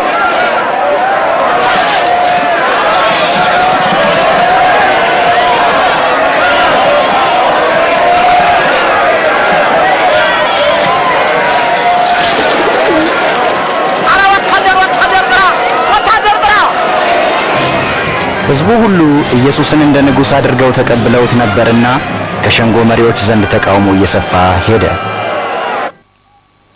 ብዙዎች ንጉሥ አድርገው እንደተቀበሉት ተረድቻለሁ። ንጉሥ የሌቦች የቀማኞችና የአመንዝሮች ንጉሥ። የእሱን አይነቶች ብዙ አይተናል። ይመጣሉ፣ ምኞታቸውን ይገልጻሉ፣ ይሄዳሉ። አስተውል። በየዕለቱ ተከታዮቹ እየጨመሩ ነው። ሕዝቡም ሁሉ ያደንቁታል። ንጉሥ እንደሆነም ያስባል። ከእንግዲህ በኋላ ተጠንቀቁ። ይህ ሰው ከዚህ በኋላ ዳግመኛ ሰላም ቢነሳ በኃላፊነት ጠይቃችኋለሁ።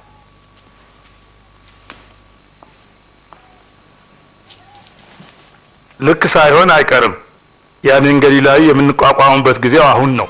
ኢየሱስም የካህናት አለቆችንና ጸሐፍትን በአድራጎታቸው ይበልጥ ይቃወማቸው ጀመር። ተከታዮችም ከአይሁድ መካከል በብዛት ጨመሩ። ኢየሱስም በቤተ መቅደስ ሳለ አንዲት ሴት 2 ሳንቲም ስትለግስ አየ። በጣም ትንሽ ነው። እቺን ንፉግ አያችኋት? እላችኋለሁ ይህች ድሃ መበለት ከሁሉ ይልቅ አብልጣ ጣለች። እነዚህ ሁሉ ከትርፋቸው ወደ እግዚአብሔር መዝገብ ጥለዋልና፣ ይህች ግን ከጉለቷ የነበራትን ትዳሯን ሁሉ ጣለች። በል ተናገር። እነዚህም በምን ስልጣን ታደርጋለህ? ስልጣንስ የሰጠ ማን ነው? እኔ ደግሞ ልጠይቃችሁ፣ ለመሆኑ የዮሐንስ ጥምቀት ከሰማይ ነበረች ወይስ ከሰው?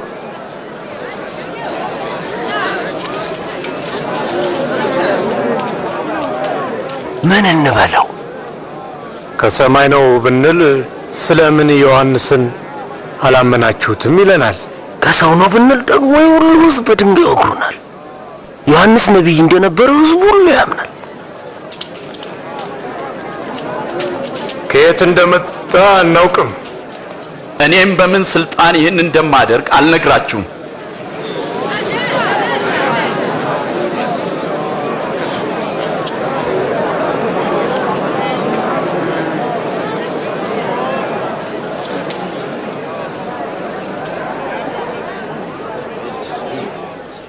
አንድ ሰው የወይን አትክልት ተክሎ ነበር። ለገበሬዎችም አከራይቶ ለብዙ ዘመን ወደ ሌላ አገር ሄደ። የወይኑ ማፍሪያ ወቅት በደረሰ ጊዜ ከወይኑ አትክልትና ፍሬ እንዲሰጡት አንድ ሎሌ ወደ ገበሬዎቹ ላከ። ገበሬዎቹ ግን ደበደቡት፣ ባዶውንም ሰደዱት። ስለዚህ ሌላ ሎሌ ላከ። እነርሱም ያንን ሎሌ ደበደቡት፣ አዋርደውም ወደ ጌታው ላኩት። ጨምሮም ሶስተኛውን ላከ። እነርሱም ይህን ደግሞ ክፉኛ አቆሳሰሉት። ከዚያም የወይኑ ባለቤት ምን ላድርግ? አንድ ልጄን ብልክ ይሻላል፣ ምናልባት እሱን አይተው ያፍሩታል አለ። ገበሬዎቹ አይተውት ግን እርስ በርሳቸው ተማከሩ። ወራሹ እርሱ ነውና ርስቱ ለኛ እንዲሆን እንግደለው አሉ። ጌታ ሆይ ሌላም ንገረን። ከወይኑ አትክልት አውጥተው ገደሉት። እንግዲህ የወይኑ አትክልት ጌታ ምን ያደርጋቸዋል? ገበሬዎቹን ያስወግዳል፣ የወይኑንም አትክልት ለሌሎች ይሰጣል። ለመሆኑ ይህ ቃል ምን ማለት ነው? ግንበኞች የናቁት ድንጋይ እርሱ ከሁሉም በለጠ፣ የማዕዘን ራስም ሆነ። በዚያም ድንጋይ ላይ የሚወድቅ ሁሉ ይቀጠቀጣል፣ ማንኛውንም የሚወድቅበትን ግን ይፈጨዋል፣ ያደቀዋል። መምህር ሆይ ያስተማርካቸው ሁሉ እውነት እንደሆነና የሰውን ፊት አይተህ እንዳታዳላም እናውቃለን። የእግዚአብሔርን የእውነት ቃል ታስተምራለህ። እስቲ ንገረን፣ እንደ ሕጋችን ለሮማ ቄሳር ግብር መገበር ተገቢ ነው ትላለህ ወይስ አይደለም? እስቲ አንድ ሳንቲም አሳዩኝ።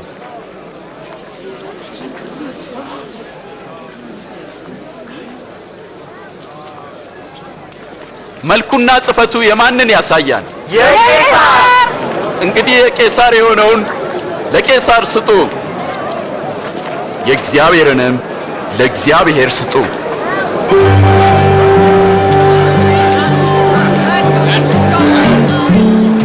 ፋሲካንም የሚያከብሩበት በዓል ደረሰ።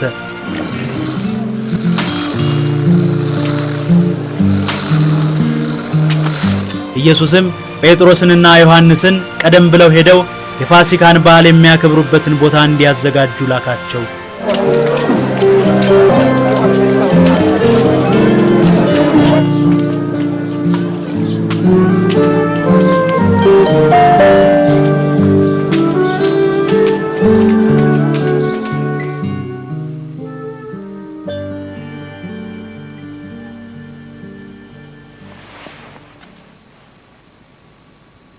ከመከራዬ በፊት ከእናንተ ጋር ይህን ፋሲካ ልበላ እጅግ እመኝ ነበር። እላችኋለሁ የእግዚአብሔር መንግሥት እስኪፈጸም ድረስ ወደፊት ከዚህ አልበላም።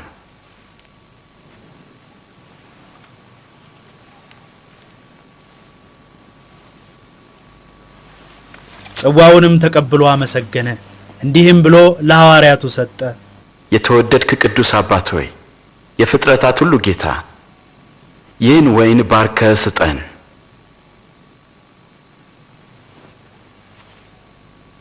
ይህን እንካችሁ በመካከላችሁ ተካፈሉት። እላችኋለሁ የእግዚአብሔር መንግሥት እስክትመጣ ከዚህ የወይን ፍሬ አልጠጣም።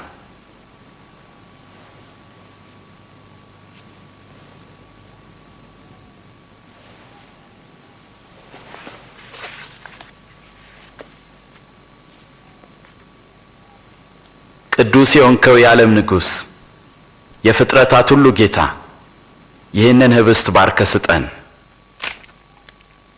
ህብስቱንም አንስቶ አመሰገነ፣ ፈትቶም ሰጣቸው፣ እንዲህም አላቸው፣ ይህ ስለ እናንተ የሚሰጠው ሥጋዬ ነው። ዘወትር ለመታሰቢያ ያድርጉት።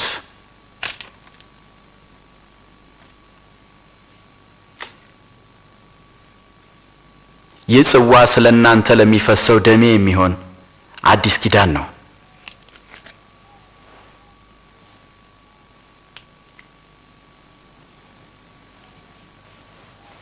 አሳልፋ የምትሰጠኝ እጅ አሁን በማዕድ ከኔ ጋር ናት። የሰው ልጅ እንደተወሰነው አልፎ ይሰጣል። አሳልፎ ለሚሰጠው ለዚያ ሰው ግን ወዮ። ሊሆን አይችልም። ሊሆን አይችልም። ከዳተኛውን ንገረን። ሊሆን አይችልም። ከዳተኛው ማን? ከዚያም በኋላ ከነርሱ ማን እንደሚበልጥ ተከራከሩ። እርሱም እንዲህ አላቸው፣ ከናንተ ታላቅ እንደ ታናሽ ይሁን፣ አለቃም እንደ አገልጋይ ይሁን። በማዕድ ከተቀመጠውና ካስተናጋጁ ማንኛው ታላቅ ነው? የተቀመጠው አይደለምን? እኔ ግን በመካከላችሁ እንደሚያገለግለው ነኝ። እናንተም በፈተናዎቼ ከኔ ጋር ጸንታችሁ ኖራችሁ አባቴ እኔን እንደሾመኝ እኔ ደግሞ በመንግስቴ በማዕዴ ትበሉና ትጠጡ ዘንድ በ12ቱም እስራኤል ነገድ እንድትፈርዱ በዙፋኖች ትቀመጣላችሁ። ስለዚህ ከዳተኛ የለም ማለት ነው። ስምዖን ሆይ ሰይጣን ሁላችሁንም ሊፈትናችሁ ፈለገ፣ እንደ ስንዴ ሊያበጥራችሁና ሊፈትናችሁ አብዝቶ ለመነ። ግን እምነትህ እንዳይጠፋ ስላንተ ማለዱ። አንተም ወደ እኔ በተመለስ ጊዜ ወንድሞችን አጽና። ጌታ ሆይ እኔ ካንተ ጋር ለመታሰርና ለመሞትም ዝግጁ ነኝ። አስተውል ጴጥሮስ፣ ዛሬ ዶሮ ከመጮሁ በፊት አላውቀውም ብለህ 3 ጊዜ ትክደኛለህ።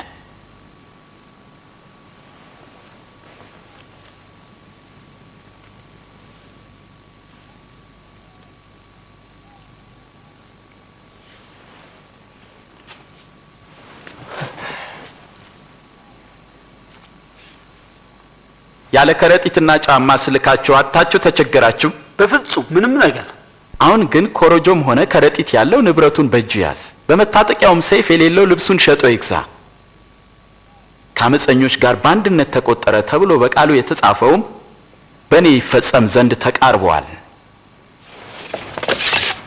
ተመልከት፣ ይኸው 2 ሰይፎች።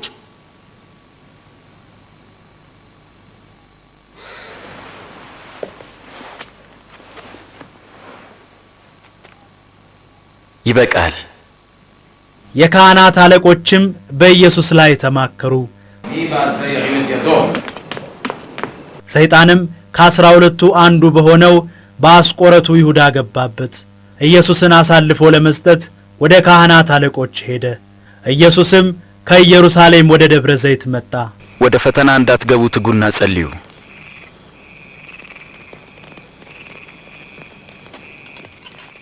የአስቆርቱ ይሁዳም ኢየሱስን አሳልፎ ለመስጠት 30 ብር ተቀበለ። ኢየሱስም ስለ ሰው ልጆች ሁሉ ኃጢአት የሚሞትበት ሰዓት እንደቀረበ ባወቀ ጊዜ ሊጸልይ ወጣ።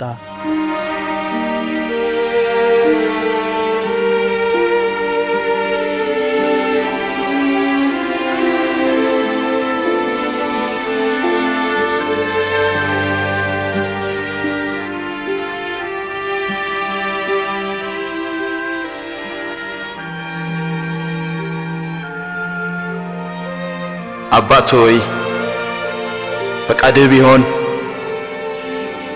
ይህች ጽዋ ከኔ ትለፍ፣ ነገር ግን የኔ ሳይሆን ያንተ ፈቃድ ይፈጸም። መልአክም ከሰማይ ሊያበረታታው ተገለጠለት። ወዙም በምድር ላይ እንደሚወርድ የደም ነጠብጣብ ነበረ።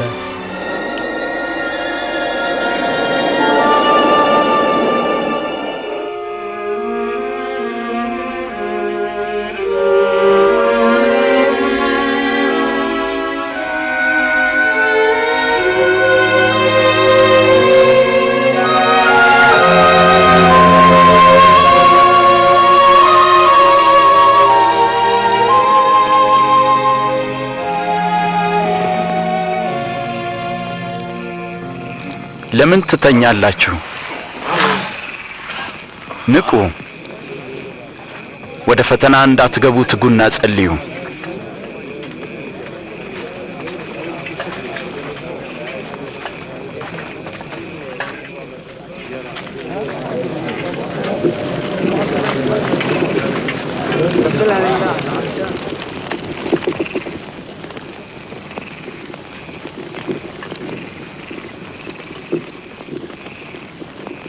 ይሁዳ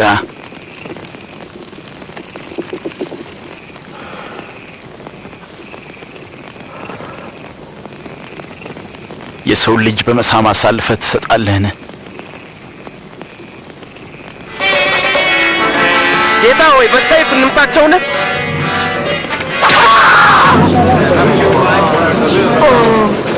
ምን ያዙት? አያስፈልግም።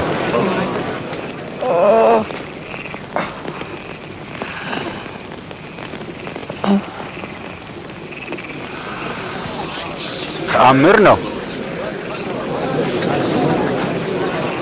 ወንበዴን እንደምትይዙ ሰይፍና ጎመድ ይዛችሁ መጣችሁን? በመቅደስ ዕለት ዕለት ከናንተ ጋር ስሆን እጃችሁን አልዘረጋችሁብኝ። ግን ይህ እናንተና የጨለማው ስልጣን ጊዜ ነው።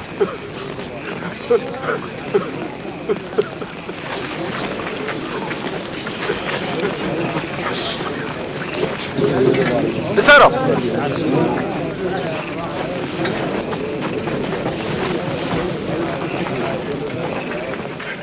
ደቀ መዛሙርቱም በጨለማ ውስጥ መሸሽ ጀመሩ።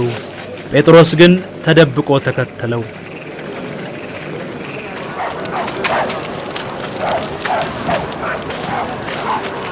በደንብ ጠብቁት። ወታደሮችም አንተ የይሁዳ ንጉሥ እያሉ ይሳለቁበት ነበር። ይኸው ግርማዊነቱ የንጉሥ ካባ ምን እንደሚሆን ስለ ወደፊቱ ንገረን። ግርማዊነቱ አድን እንጂ አድን እንጂ። ይህ ሰው ከኢየሱስ ጋር ነበር። ሴትዮ የምትዩን ሰው አላውቀውም። አብረው አይቻቸዋለሁ።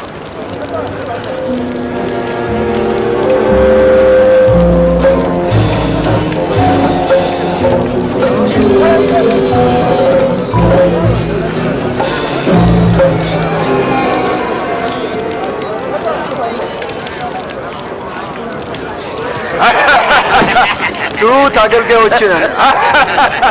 የተከበርነውን እኛን ስትመለከት ምን ይመስልሃል? አንተም ከነሱ አንዱ ነህ። በፍጹም አይደለሁም።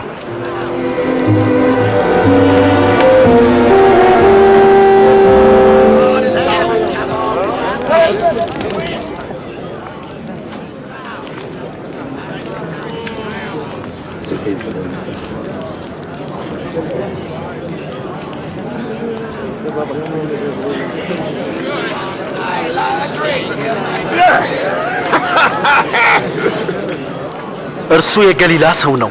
በእውነት ይህ ደግሞ ከእርሱ ጋር ነበረ። እባክህ አትቀልድ። ስለምን እንደምትናገር አላውቅም።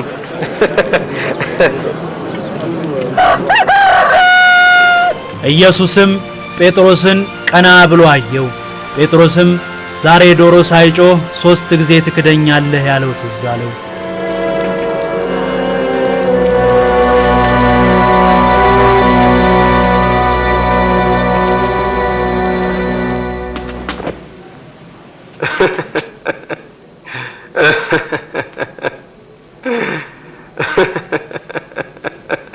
ጌታ ሆይ እንደ ቸርነት ብዛት አልጠፋንም፣ ምሕረት ታላቅ ነውና። አቤቱ ከቃልህ በተመለሱና ባመፁ ጊዜ ለአባቶቻችን ምሕረትን አደረገ። አቤቱ ብትቆጣባቸውም አላጠፋቸውም። ስለ እነርሱ ስላለህ ፍቅርና ስለ ሰጠኸው ኪዳን ስለ ታማኝነትህ ይቅር አልካቸው። እኔንም ይቅር በለኝ።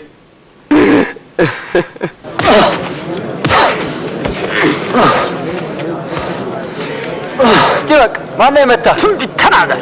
ቀጥሎ ማን ነው የሚመታ? አቁም አቁም ብያለሁ። ቶሎ ወደ ሸንጎ ይዛችሁ አምጡት። ቀጥል።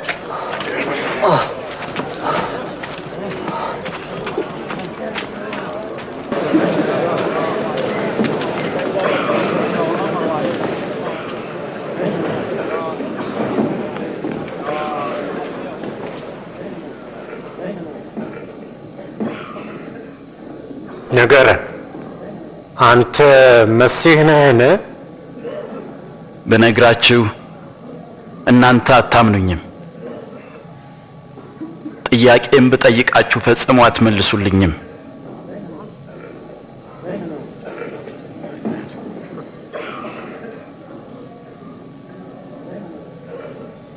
ነገር ግን ካሁን ጀምሮ የሰው ልጅ በእግዚአብሔር ኃይል ቀኝ ይቀመጣል። ታዲያ አንተ የእግዚአብሔር ልጅ ነህ? አንተ እንዳልከው ነው። እንዲህ ለማለት ማን ስልጣን ሰጠ?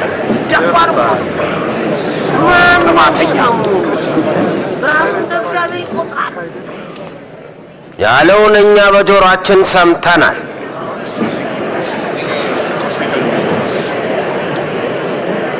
ወደ ጲላጦስ እንወስደዋለን። አስወግደው፣ ከዚህ አስወግደው።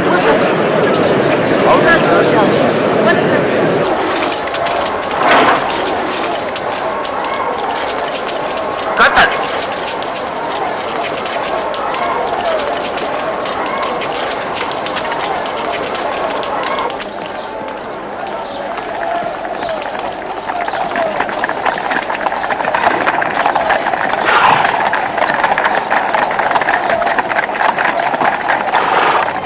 ኢየሱስንም ወደ ጲላጦስ ጴንጤናዊው አቀረቡት። በዚህ ማለዳ ምን ፈልጋችሁ ነው የመጣችሁት? ይህ ሰው ሕዝቡን ሲያሳምጽ ይዘነዋል። በቤተ መቅደስ ገበያ ታላቅ ረብሻን ፈጥሯል። ታዲያ ቅጣቱ ምን መሆን አለበት? ፍረድበት። በዚህ ሰው ላይ ምንም ጥፋት አላገኘሁበትም። ይህ ሕዝባችንን ሲያጣምም ለቄሳርም ግብር እንዳይሰጥ ሲከለክል እኔ ክርስቶስ ንጉሥ ነኝ ሲል አግኝተነዋል። ንጉሥ? አንተ የአይሁድ ንጉሥ ነህን? አዎ እንዳልከው ነው። ገሊላን አውቆ አሁን ደግሞ ወደዚህ መጣ። በገሊላ? ይህ ሰው ገሊላዊ ነውን? ስለዚህ ነገሩን ሄሮድስ ሲመልከተው፣ እሱ አሁን በኢየሩሳሌም ነው። ወደ ሄሮድስ ውሰዱት።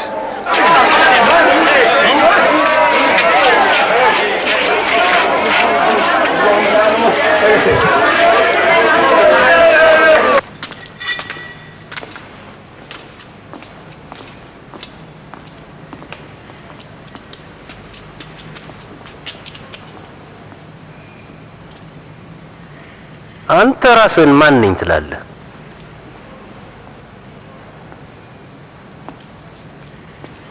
ደቀ መዛሙርትስ እነማን ናቸው?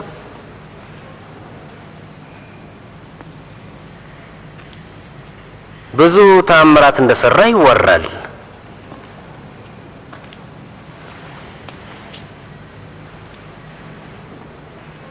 እስቲ ለኔም አድርግልኝ።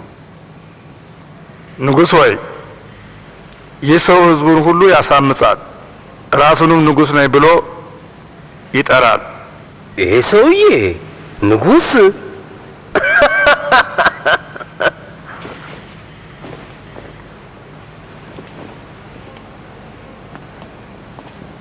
ግርማዊነቱ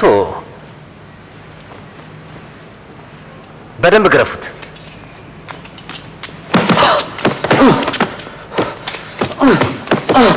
ወደ ጲላጦስ መልሱት። የራሱ ክፍለ ሀገር ነውና።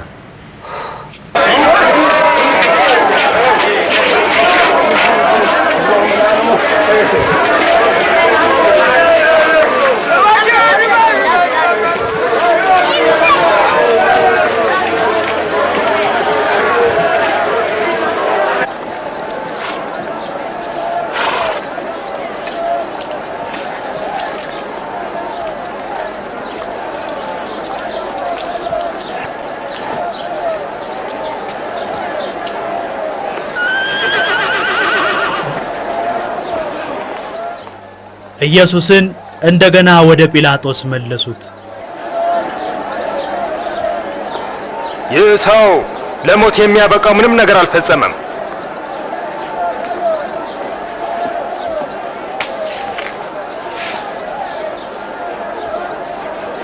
እኔ ላስገርፈውና ልለቀው ወስኛለሁ።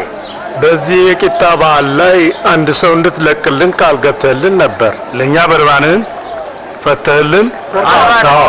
ይህን ሰው ግን አስወግደው። በርባንን ፍታለን።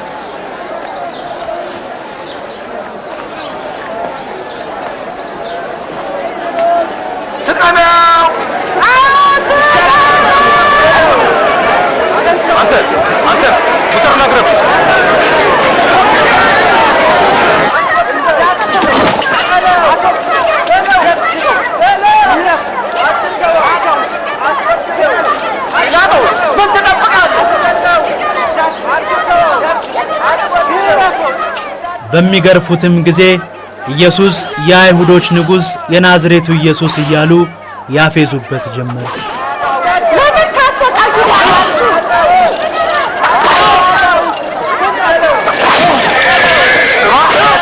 እሱ ክርስቶስ ነው።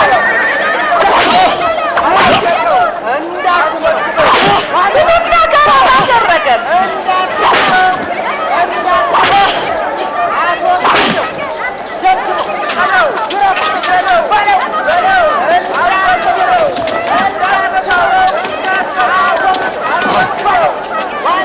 አንሳው። አንዳንዶቹም ስቀለው ስቀለው እያሉ ይጮሁበት ነበር። ጲላጦስ ግን ሕዝቡን ስለፈራ ኢየሱስን አሳልፎ ሰጣቸው። ብዙ ሰው በመግደል ሞት የተፈረደበት በርባን እንዲፈታ የሚል ጽሑፍም ወረወረላቸው።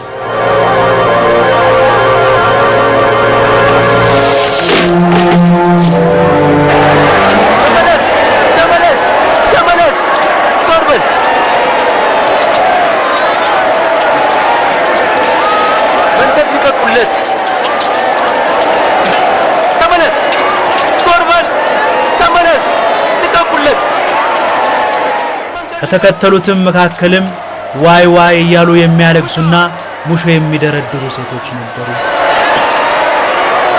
ተልቀቅ አጥሉ የሚል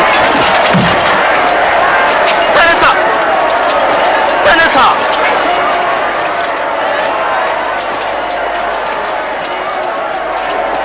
አንተ ስሙ ማን ነው? ስምዖን ነኝ ከቀሬና። ና ወደዚህ። ገመዱን ቁረጥ።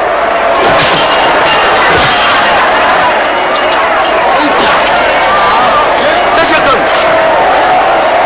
ወደዚህ ና። ወደ ኋላ ወደ ኋላ።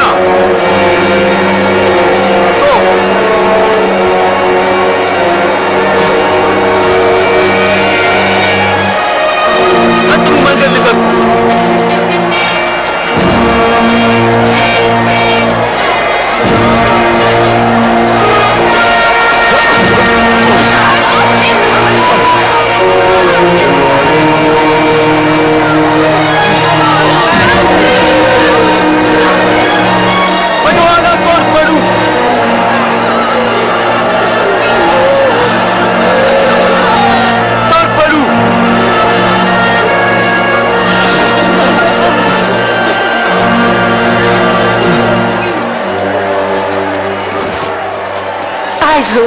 አይዞ የኔ ጌታ፣ እስቲ ይሄን ጠጣ። የኔ ጌታ እንካ እስቲ ጠጣ። የኢየሩሳሌም ሴቶች ሆይ ስለኔ አታልቅሱ፣ ለራሳችሁና ለልጆቻችሁ አልቅሱ። ያልወለዱ ማህፀኖችና ያላጠቡ ጡቶች እንዴት የታደሉ ናቸው የሚባልበት ቀን ይመጣል። እኔም ጌታ ሆይ አይዞ የኔ ጌታ።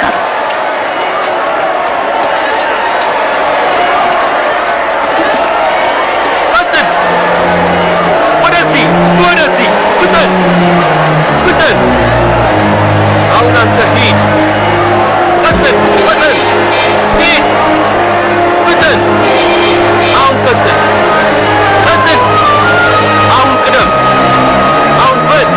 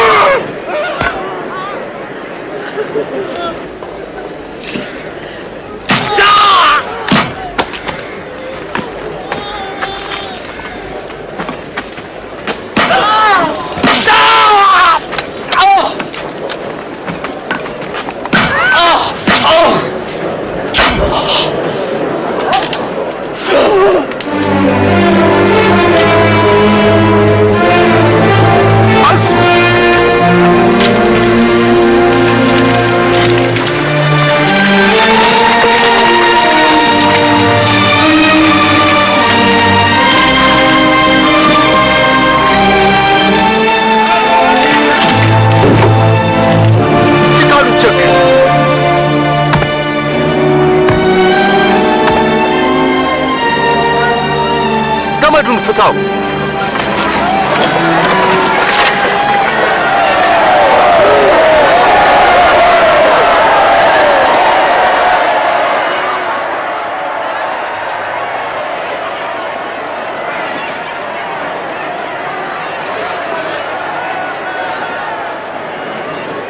የሚያደርጉትን አያውቁምና አባቱ ይቅር በላቸው።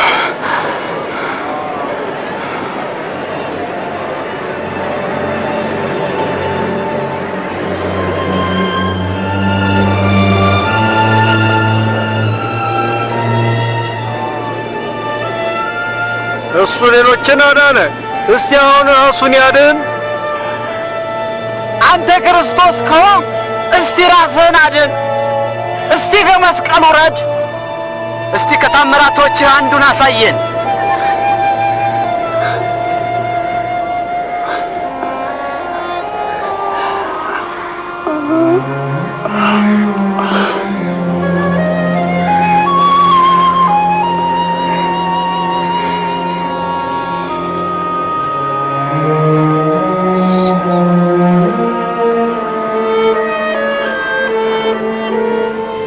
የተጻፈው ትንቢት ይፈጸም ዘንድ ኢየሱስ በሁለት ሌቦች መካከል በመስቀል ላይ ተሰቀለ።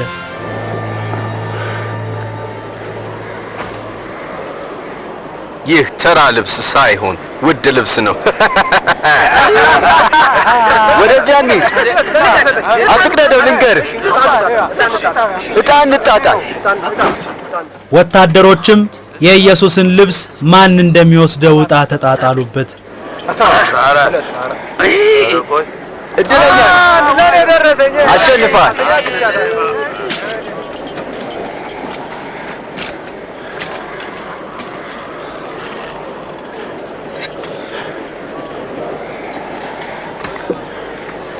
ከኢየሱስም ራስ በላይ የይሁዳ ንጉሥ የሚል ጽሑፍ አኖሩ።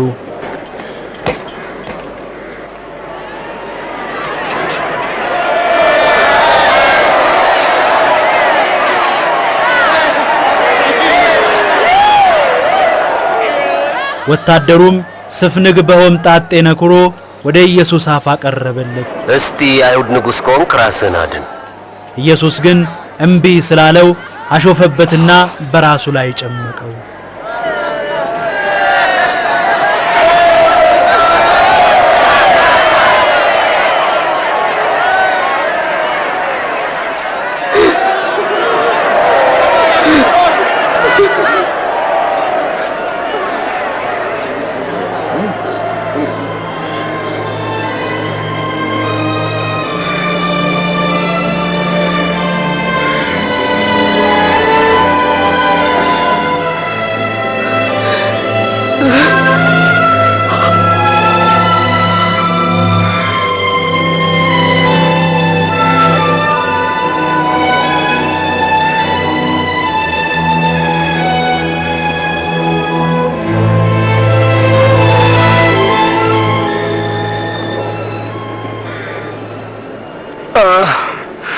አንተ አዳኝ ነህ ባይ አይደለምን? ራስህንም እኛንም እስኪ ስታድነን ይታይ። እግዚአብሔርን አትፈራም? እኛስ በጥፋታችን ነው የተፈረደብን፣ እርሱ ግን ምንም ነገር አላጠፋም።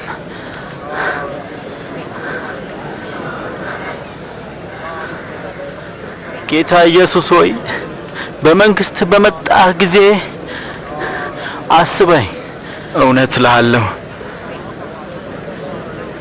ዛሬ ከኔ ጋር በገነት ትሆናለህ።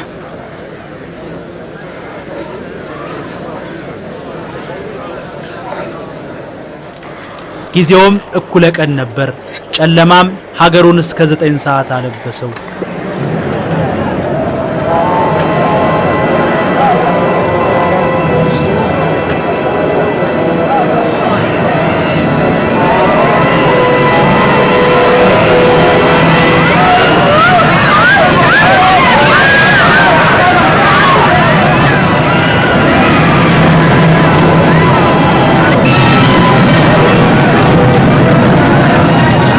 የቤተ መቅደስ መጋረጃም ከላይ ወደ ታች ከመካከሉ ተቀደደ።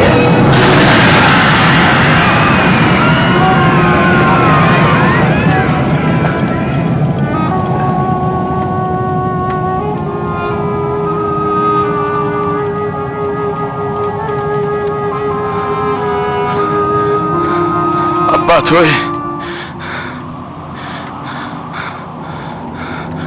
ነፍሴን አደራ በእጆች እሰጣለሁ።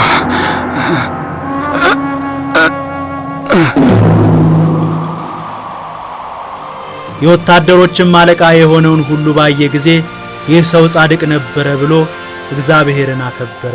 ይህ ሰው በእርግጥ ጻድቅ ነበረ፣ እግዚአብሔር ይመስገን። ደግና ጻድቅ የሸንጎ አማካሪ የሆነ በምክራቸውና በስራቸው ሁሉ ያልተተባበረ ዮሴፍ የሚባል የአርማትያስ ሰው ወደ ጲላጦስ ቀርቦ የኢየሱስን ሥጋ እንዲሰጡት ለመነ። ጲላጦስም ፈቀደለት። ዮሴፍም የኢየሱስን ሥጋ ከከፈነ በኋላ ፀሐይ ሳትጠልቅ የሰንበት ቀን ከመግባቱ በፊት ማንም ባልተቀበረበት ከድንጋይ በተሰራ መቃብር ውስጥ አኖረው።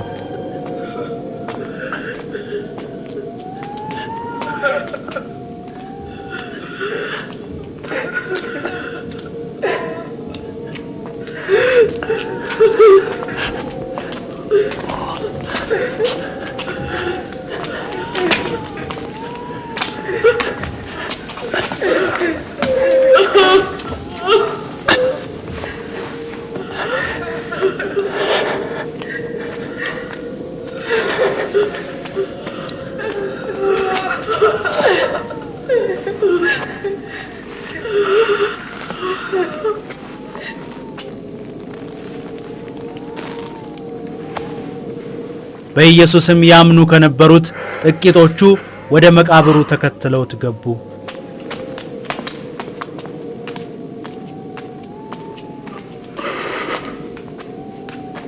ይቅርታ፣ የጌታችንን ሬሳ ልንፈልግ ነው የመጣ ነው። መልካም አድርጋችኋል። ሰንበት ሊገባ ስለሆነ ግን እንሂድ።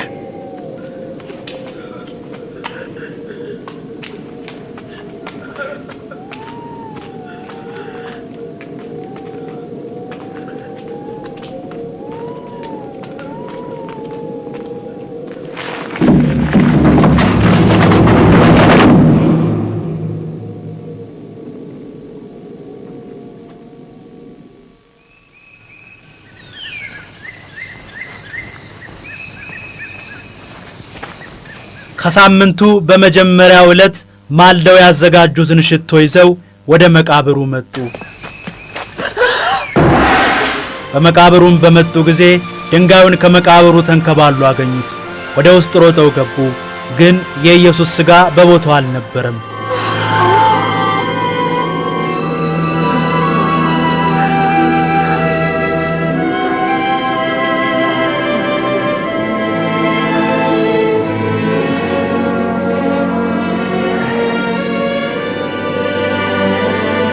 እነርሱም በሁኔታው ተደናግረው ሲያመነቱ ሁለት ሰዎች የሚያንጸባርቅ ልብስ ለብሰው ወደ እነርሱ መጡ። ሕያውን ከሙታን መካከል ለምን ትፈልጋላችሁ? በዚህ የለም፣ ተነስቷል። በገሊላ ሳለ የሰው ልጅ አልፎ በኃጢአተኞች ዘንድ ይሰጣል፣ ይሰቀላልም፣ በሦስተኛውም ቀን ከሞት ይነሳል ብሎ የነገራችሁን አስታውሱ።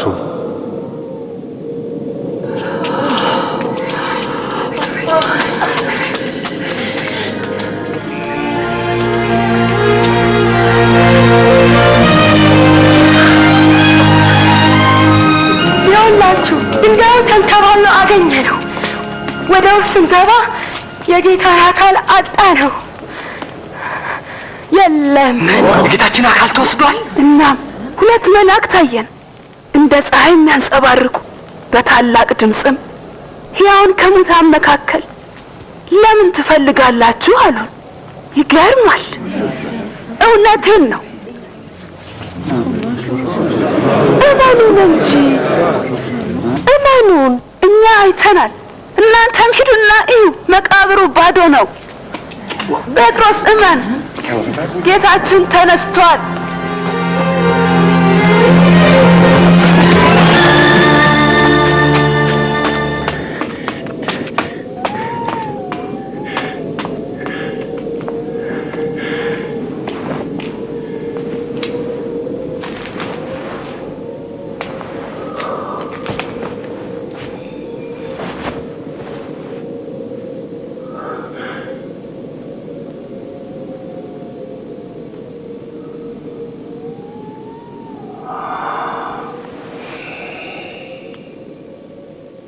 ኢየሱስ ለሁለቱ ደቀ መዛሙርት ታየ። እነሱም በመደነቅ ለሌሎች ለመንገር ተመለሱ። ጌታ እንደ ቃሉ ተነስቷል፣ ለጴጥሮስም ተገልጧል። በመንገድም ሳለን ልናውቀው አልቻል። እንጀራ ስንቆርስ ግን ልናውቀው ቻለን። በኤማውስ እንዴት ወደዛ ሊሄድ ቻለ?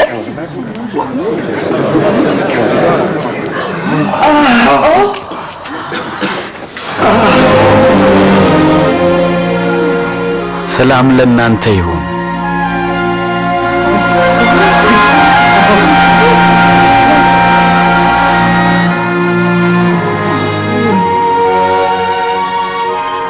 ለምን ትፈራላችሁ? ለምንስ ጥርጣሬ ወደ ህሊናችሁ መጣ? እጆቼን እግሮቼን ተመልከቱ። እኔ እንደሆንኩም እዩ። ዳሱኝናም ታውቁኛላችሁ። እዩ፣ መንፈስ ሥጋና አጥንት ፈጽሞ የለውም። ከእናንተ ጋር በነበርኩ ጊዜ ስለኔ የነገርኳችሁ ይህ ነው። በሙሴ ሕግ በነቢያት ትንቢትና በመዝሙርም የተጻፈው ሁሉ እነሆ ተፈጸመ። የተጻፈውም ክርስቶስ መከራን ይቀበል ዘንድና ሞትን ድል አድርጎ እንደሚነሳ ነው። በእርሱ ስምም ንስሐና የኃጢአት ስርየት የወንጌል መልእክት ከኢየሩሳሌም ጀምሮ ለአሕዛብ ይሰበካል። እናንተም ለዚህ ምስክሮች ናችሁ። እነሆም አባቴ የሰጠውን ተስፋን ይልክላችኋለሁ። ኃይልም እስክትቀበሉ እናንተ በኢየሩሳሌም ከተማ ውስጥ ቆዩ።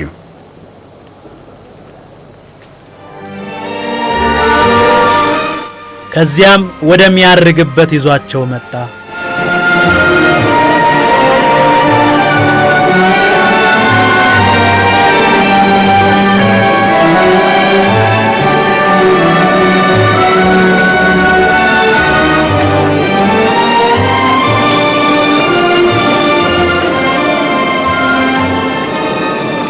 እግዚአብሔር ይባርካችሁ። ስልጣን ሁሉ በሰማይና በምድር ተሰጠኝ።